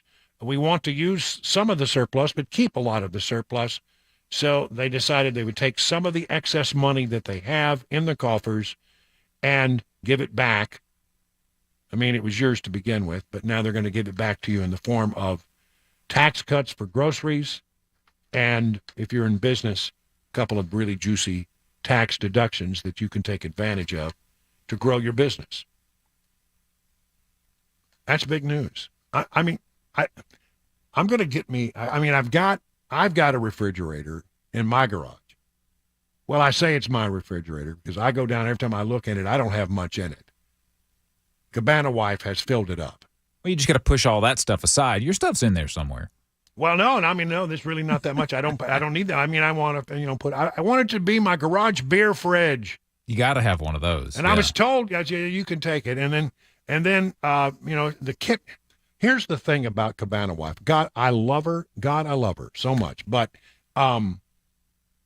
she knows how to fill up a refrigerator like nobody I've ever met in my life. Can't let stuff go to waste, Well, I know that, and she's a great cook, and this is a minor complaint compared to the other thing. But I'm telling you, I can't. You can't put anything in our fridge, and so I don't know where we'll have to get a whole nother fridge to take advantage of the tax. And I guess we need to do that. That's right. Yeah. But when I was a single man, I didn't have 5 things in my refrigerator. Get an old bottle of ketchup. Yeah, maybe a takeout container. Yeah, there were things in there that I would use, but I didn't have much. The moment that we brought our lives together, my refrigerator changed forever, and I can't get anything in there. I went out and bought some ice cream sandwiches because I love ice cream sandwiches, and I wanted me some ice cream sandwiches. And I come back, and it's like, there is no place to put it. Just have to eat them all. Well, and I did, tried to do some of that over the weekend. The sandwiches got squished when you closed the freezer door. I don't know. We're going to have to work on it. Self-driving taxis are coming to Nashville, and I don't know what to think about this. I think this is really quite something. Self-driving taxis coming to Nashville, testing already underway. The company's CEO said that Nashvillians will be seeing driverless, cruise, autonomous vehicles within the next few months. Cruise CEO Kyle Vogt, I believe that's right, pronounced the expansion into Music City some time ago, a few days ago, as Nashville is set to be the company's next robo-taxi-enabled city. Nashvillians will see driverless, cruise, autonomous vehicles in a few months, but they begun testing on July 28th. Today, we're announcing Nashville is our next robo-taxi-enabled city. You'll see driverless cruise AVs here in a few months. That brings us from 1 city to 7 in about a year, and there are more to come. I don't know if I'm ready to step into a cab downtown and trust that there's no driver.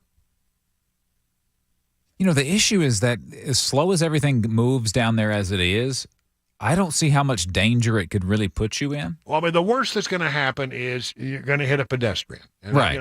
And that would be terrible. But in that case, terrible. You're just a passenger, so I guess you could just get out at that point and say, at that point, I don't know what your responsibilities are. Yeah. Do you call 911?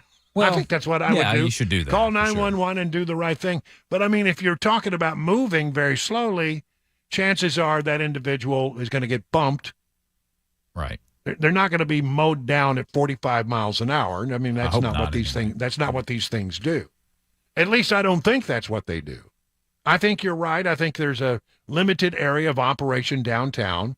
Let's say you're staying at a hotel and you got to get over to some other event in the downtown area. Yeah. That might be what you would do. Mm-hmm. I'll be interested to see how it handles, because we constantly have street closures and lane closures and stuff like that, how it navigates through all of the chaos and the madness with all the people. You can't miss it because it's got all kinds of sensors on the roof. It's not very big. Well, anyway, I think that's interesting. I don't know that I'm ready just yet to trust, the driverless, but we'll see. There's a lot of things that over the years, I think it is the future. And I think, if you talk about You talk about, are they going to have accidents? Yeah, but so do people. Is it more reliable than people are, is the question. And what's the biggest problem with people? They're distracted. It's true. So, I don't know. We'll see. Yellow Corp shut down, and this is a sort of a bad deal. Yellow Corp is a trucking company, and they shut down, I think, over the weekend, and it looks like they're done. Nashville-based trucking company Yellow Corp has shut down operations and seems headed for bankruptcy filing, according to the Teamsters Union and multiple media reports. Teamsters said the union received legal notices confirming Yellow was ceasing operations and filing for bankruptcy. Today's news is unfortunate but not surprising. Yellow has historically proven, the union says, that it could not manage itself despite billions of dollars in worker concessions and hundreds of millions in bailout funding from the federal government. Teamster General President Sean O'Brien said in a statement, "This is a sad day for workers and the American freight industry." I remember, you see yellow trucks all over the country. They are everywhere. They are omnipresent. The Associated Press reached out to Yellow for comment. No bankruptcy filings have gone live. The bankruptcy reports have renewed attention around Yellow's ongoing negotiations. What does it mean? According to Satish Jindal, president of Transportation and Logistics, Yellow handled an average of 49,000 shipments a day in 2022. Last week, he estimated the number was down to between 10 and 15,000 daily shipments. Wow. With customers leaving, as well as reports of Yellow stopping freight pickups last week, bankruptcy would be the end of Yellow, according to this Satish Jindal. The likelihood of them surviving and remaining solvent really diminishes by the day, said Bruce Chan, a research director at investment banking firm Stifel. All right, well, that's sad. Said 30,000 people will be without jobs nationwide, and a good portion of those will be in Nashville because it's where the company was based. Let's see, in March, Yellow had about $1.5 billion in debt and over $729 million owed to the federal government. So they had their problems. 20 minutes now, past the hour of 6 o'clock on Super Talk 99.7 WTN.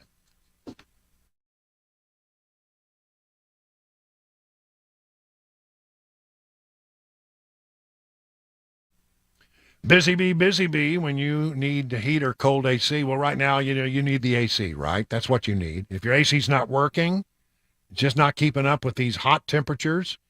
Here, we're in July, August, doesn't get any worse than that. Well, let's just give them a call. Here's the number, 615-775-7833. They will buzz over to your hive and get you up and running. Maybe you'll find as you dig into it that it is time to replace that old, 20-year-old system with a new system, and you're not going to find better value than over at Busy Bee HVAC and Plumbing. I'm a member of the Beehive Club. You should be too. For as little as $99, you get 3 more thorough maintenance services on your systems, one aimed at heating and cooling season, one aimed at plumbing, no overtime charges 24/7, 10% off all repairs. Busy Bee Plumbing, Heating, and Cooling, your official Rude Pro partner. For satisfaction guaranteed, call Busy Bee Plumbing, Heating, and Cooling at 775-7833, online at busybehvac.com.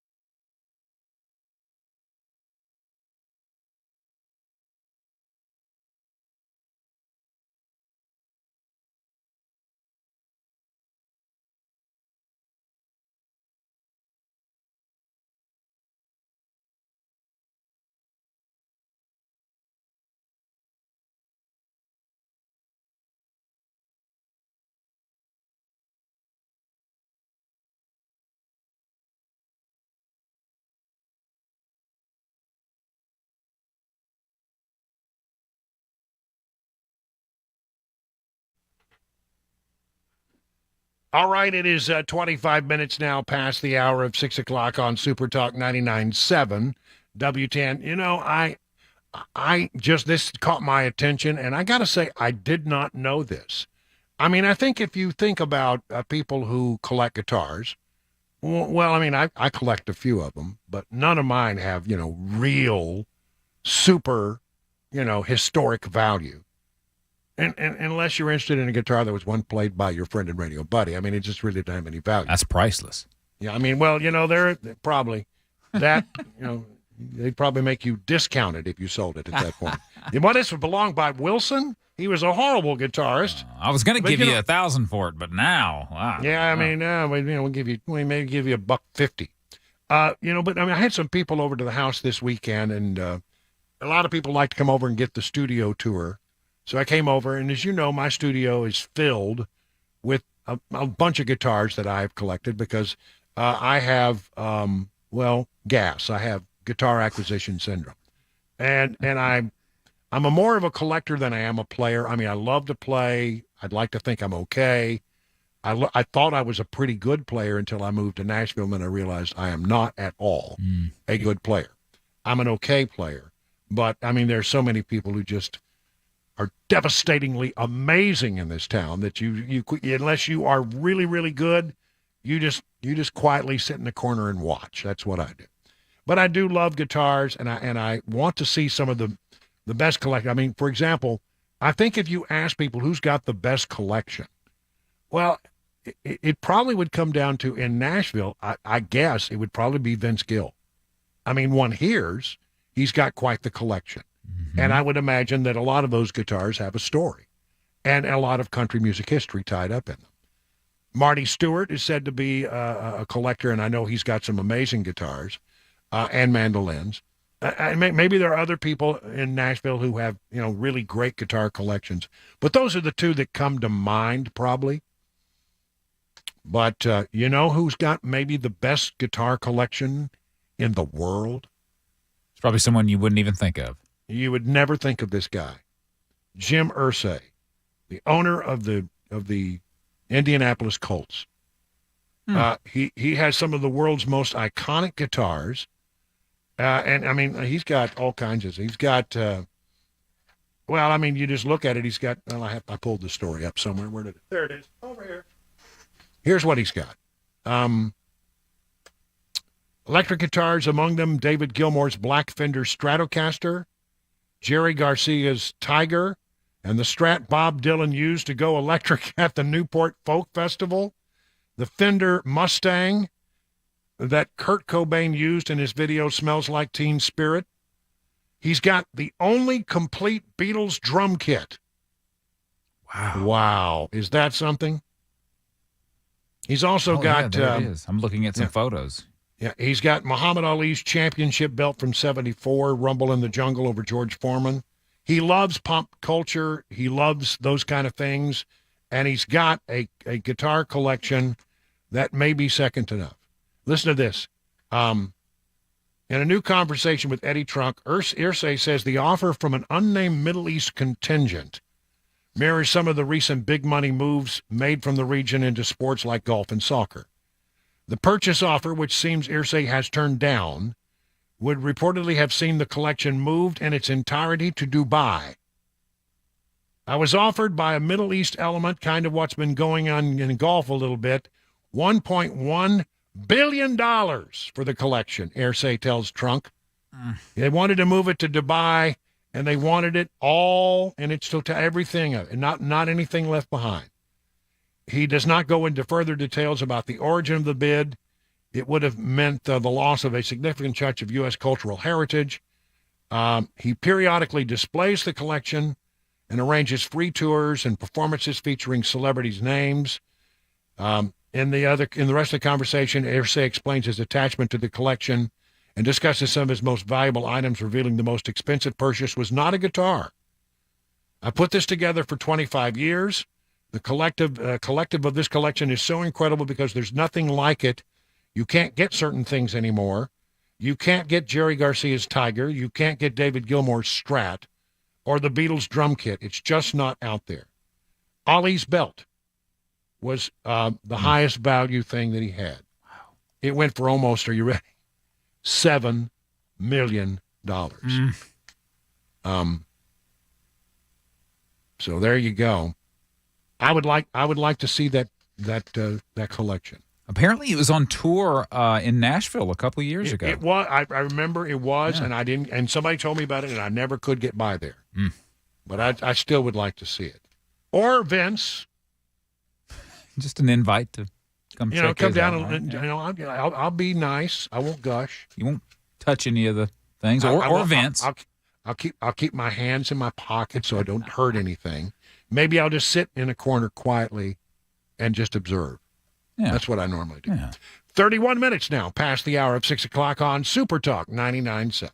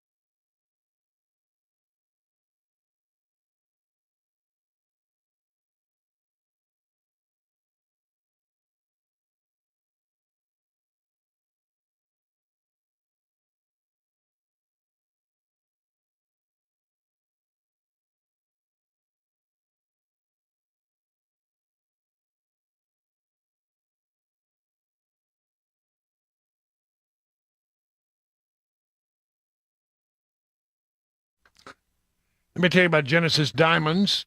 They're opening up the vault with their largest GIA diamond event ever. Starting Saturday for a limited time, all Genesis GIA diamond engagement rings will be marked down 20%. That's right, 20% below Genesis' already unbeatable price. This means you can buy like a dealer buys, with deep discounts on over $10 million in stunning diamond rings. These remarkable savings are on every GIA diamond engagement ring from a half carat to 20 carats, all shapes, rounds, princess cuts, cushion cuts, emerald cuts, ovals, pear. Remember, all Genesis diamonds are hand-picked. They come straight from the diamond cutter and are graded by the GIA, the most prestigious gem lab in the world. At Genesis, you know their everyday prices are unbeatable, but for this event, they're taking value to a whole new level with an additional 20% saving. So don't miss this chance to save like never before on that exquisite diamond ring. Buy like a dealer buys, starting Saturday for a limited time, exclusively at Genesis Diamonds. Limit 1 per customer, please. 2 locations, Green Hill and Cool Springs. See store for details.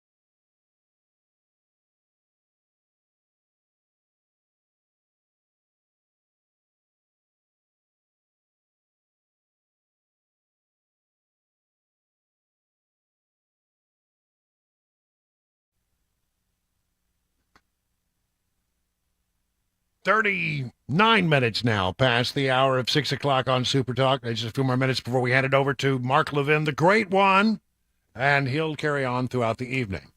I just want to say that this story caught my eye. Country music star Craig Morgan has re-enlisted at the age of 59. Wow. And it happened on the stage at the Grand Ole Opry on Saturday. He re-enlisted in the Army at the age of 59, sworn in on stage right there in front of everybody on the stage of the Grand Ole Opry. He's decided to reaffirm his oath and re-enter the ranks of the United States Army this evening. Uniform Code of Military Justice. And Uniform Code of Military Justice. So help me God. So help me God. Yeah!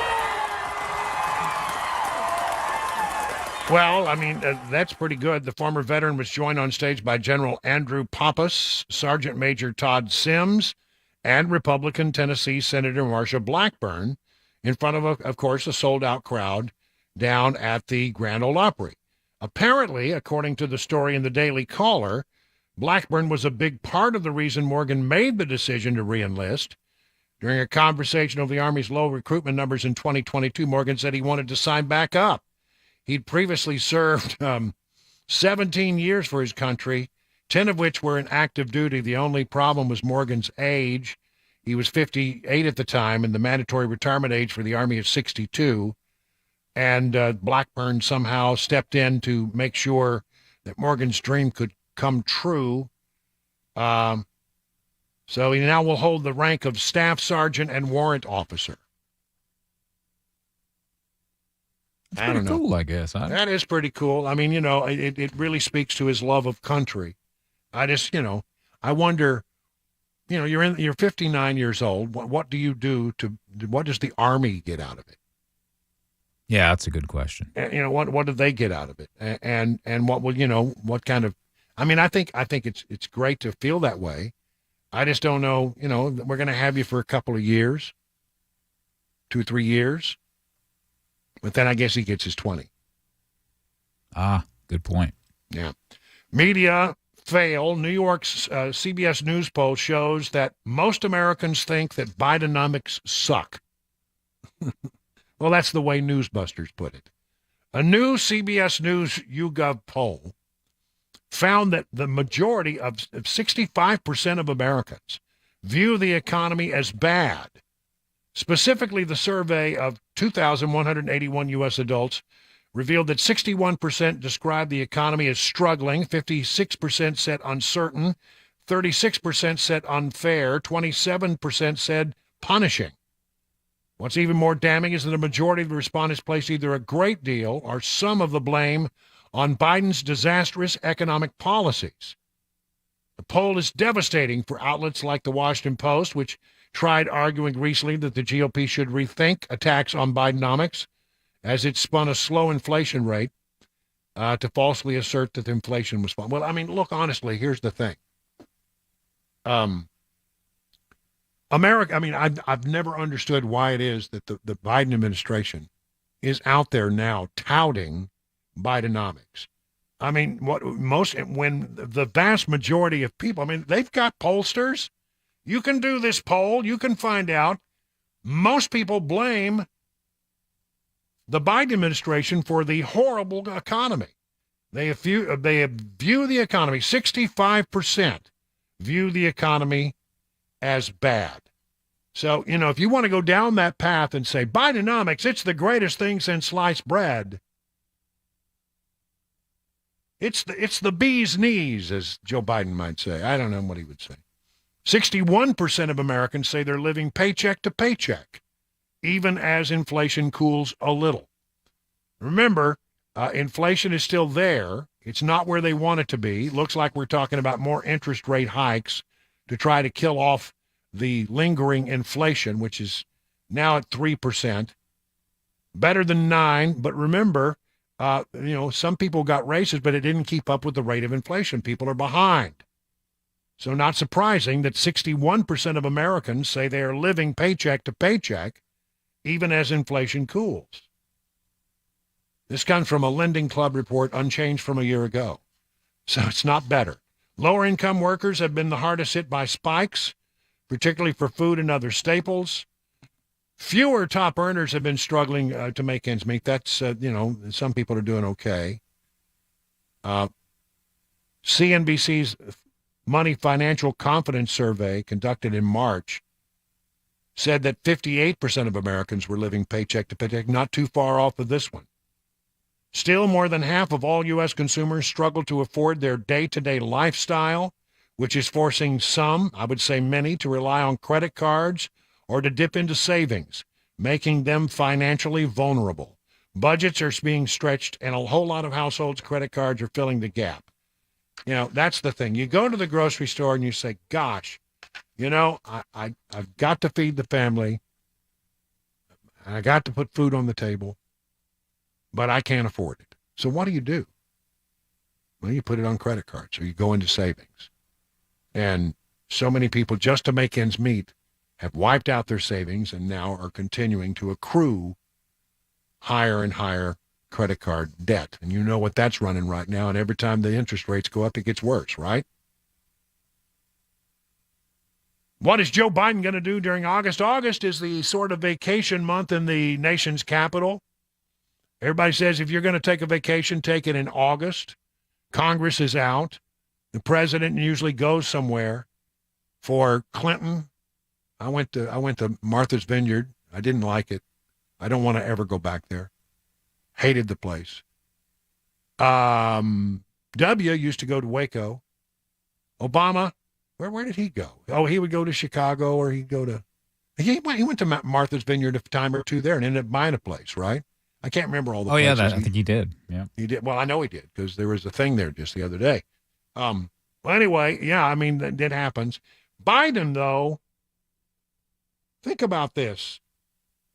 Over the course of his entire presidency, he has been gone on vacation 39% of the time.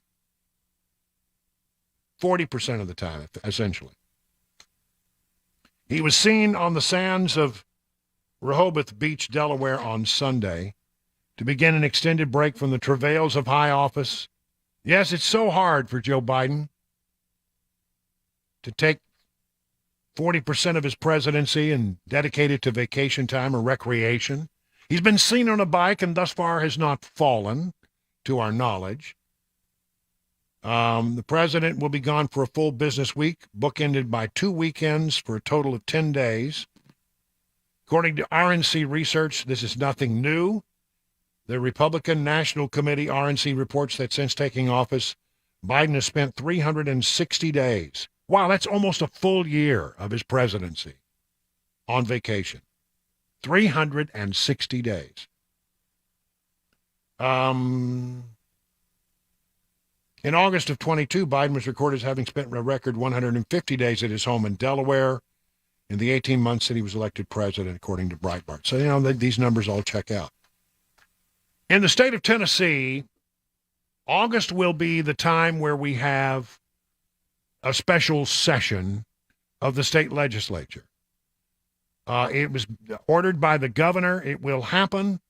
But Governor Lee on Friday would not say whether his proposal to keep firearms away from dangerous people has enough support inside Tennessee's Republican-dominant state house to survive the upcoming special legislative session. My guess, and not an uneducated guess, I've talked to people in the state legislature. Things may happen, but the governor's red flag law, which he says is not a red flag law, but let's just be honest, it's a red flag law, is not going to pass, at least in the House. Might have some support in the Senate, might have more support than you imagine, but I don't think there's enough support to get it through the House, and therefore I don't think it's actually going to fly. But there are other things that might happen, and the other pieces of legislation that they think they might be able to accomplish. It just won't be everything that the governor has wanted. Yeah, I mean, I don't think it's there now. And it's going to be interesting to see how the Democrats respond to all this and what kind of protests there are in our city. August could be a pretty interesting month in that regard here in Nashville as the state legislature heats back up here in a few days. And let's see what else. Wawa. Wawa is coming to Middle Tennessee. Ever been to a Wawa? If you've been to the East Coast, if you've been to Pennsylvania, you've been into parts of Maryland and other, you'll Lots find of them a in Florida Wawa. now. Yeah, they do. Got Yep. Wawas in Florida. Didn't know that. Yep. Opened in Folsom, Pennsylvania in 1964. The first Wawa food market opened there. The new one, the first one in our area, will be Springfield. The location of the popular rest stop will be located where the former Rite Aid was, at the corner of Memorial Boulevard and Tom Austin Highway. This, according to the ever-reliable Smoky Barn News. It is now 50 minutes past the hour of 6 o'clock on Super Talk 99.7 WTN.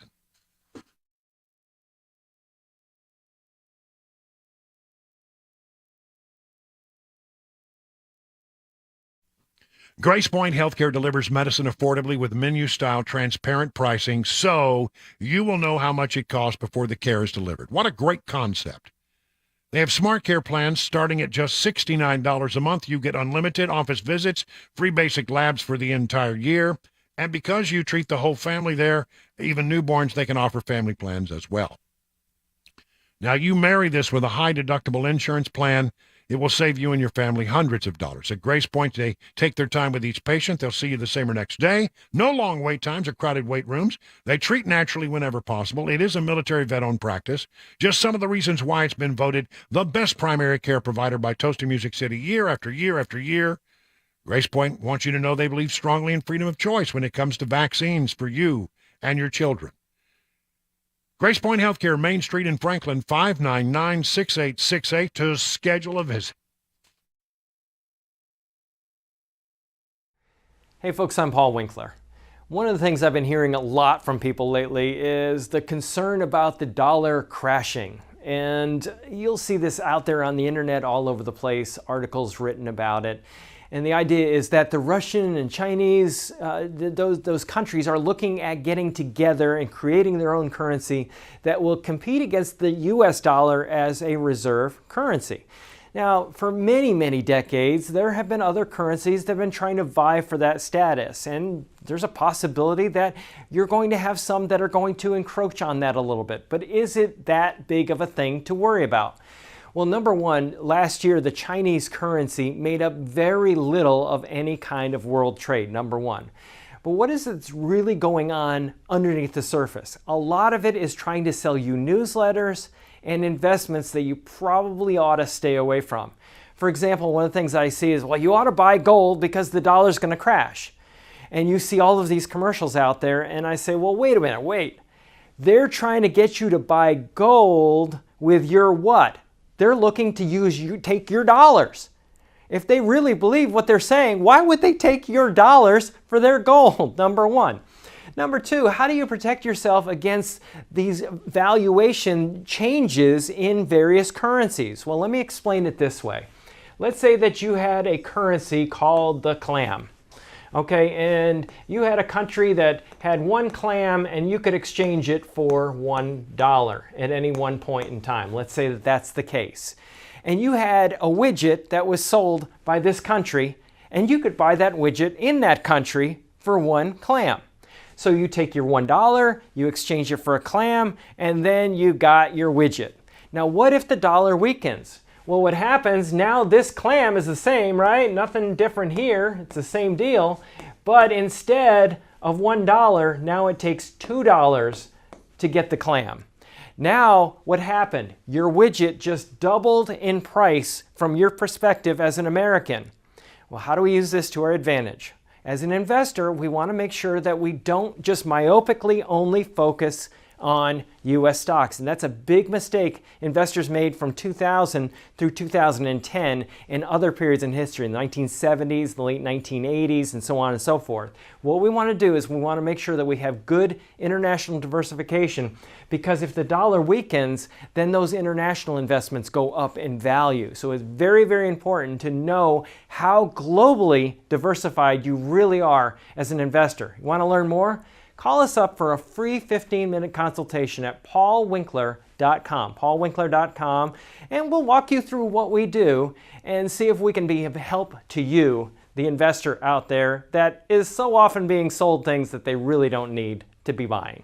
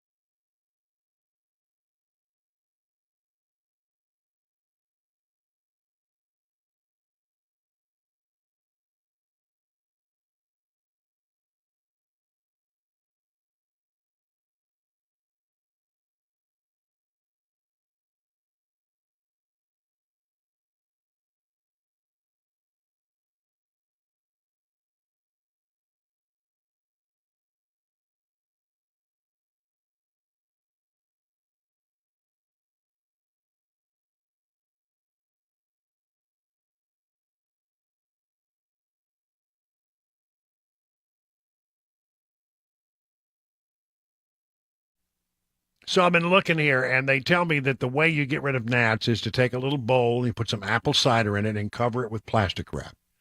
Puncture little holes in the plastic wrap, and they'll go through the holes. They'll be trapped. They can't get out, and you get rid of all your gnats. All right, there you go. So I will be experimenting with that tomorrow. I'll tell you how it works. All right. In the meantime, let me tell you about the folks over at Everseal. Listen, what is Everseal? Well, it's a patented seal. It actually was used in industrial applications for many, many, many years before the folks at Everseal figured out how to provide this permanent solution for sealing your exterior wood and concrete at a price that home and business owners could actually afford. Now, the process starts with a deep cleaning, all the way down to make your wood or concrete look just as good as it possibly can look. And then they add their patented seal, which absorbs all the way through to become a permanent part of your wood and concrete to prevent any further deterioration for the next 30 to 50 years. Think about how much money you will save over the years. I mean, how many times do you seal your deck? Every year? Every other year? This is good for 30 to 50 years. Listen, if it sounds like something you'd like to explore, reach out to the folks over at Everseal. 1-844-EVER-USA. That's 1-844-EVER-USA. Learn more at ever-seal.com.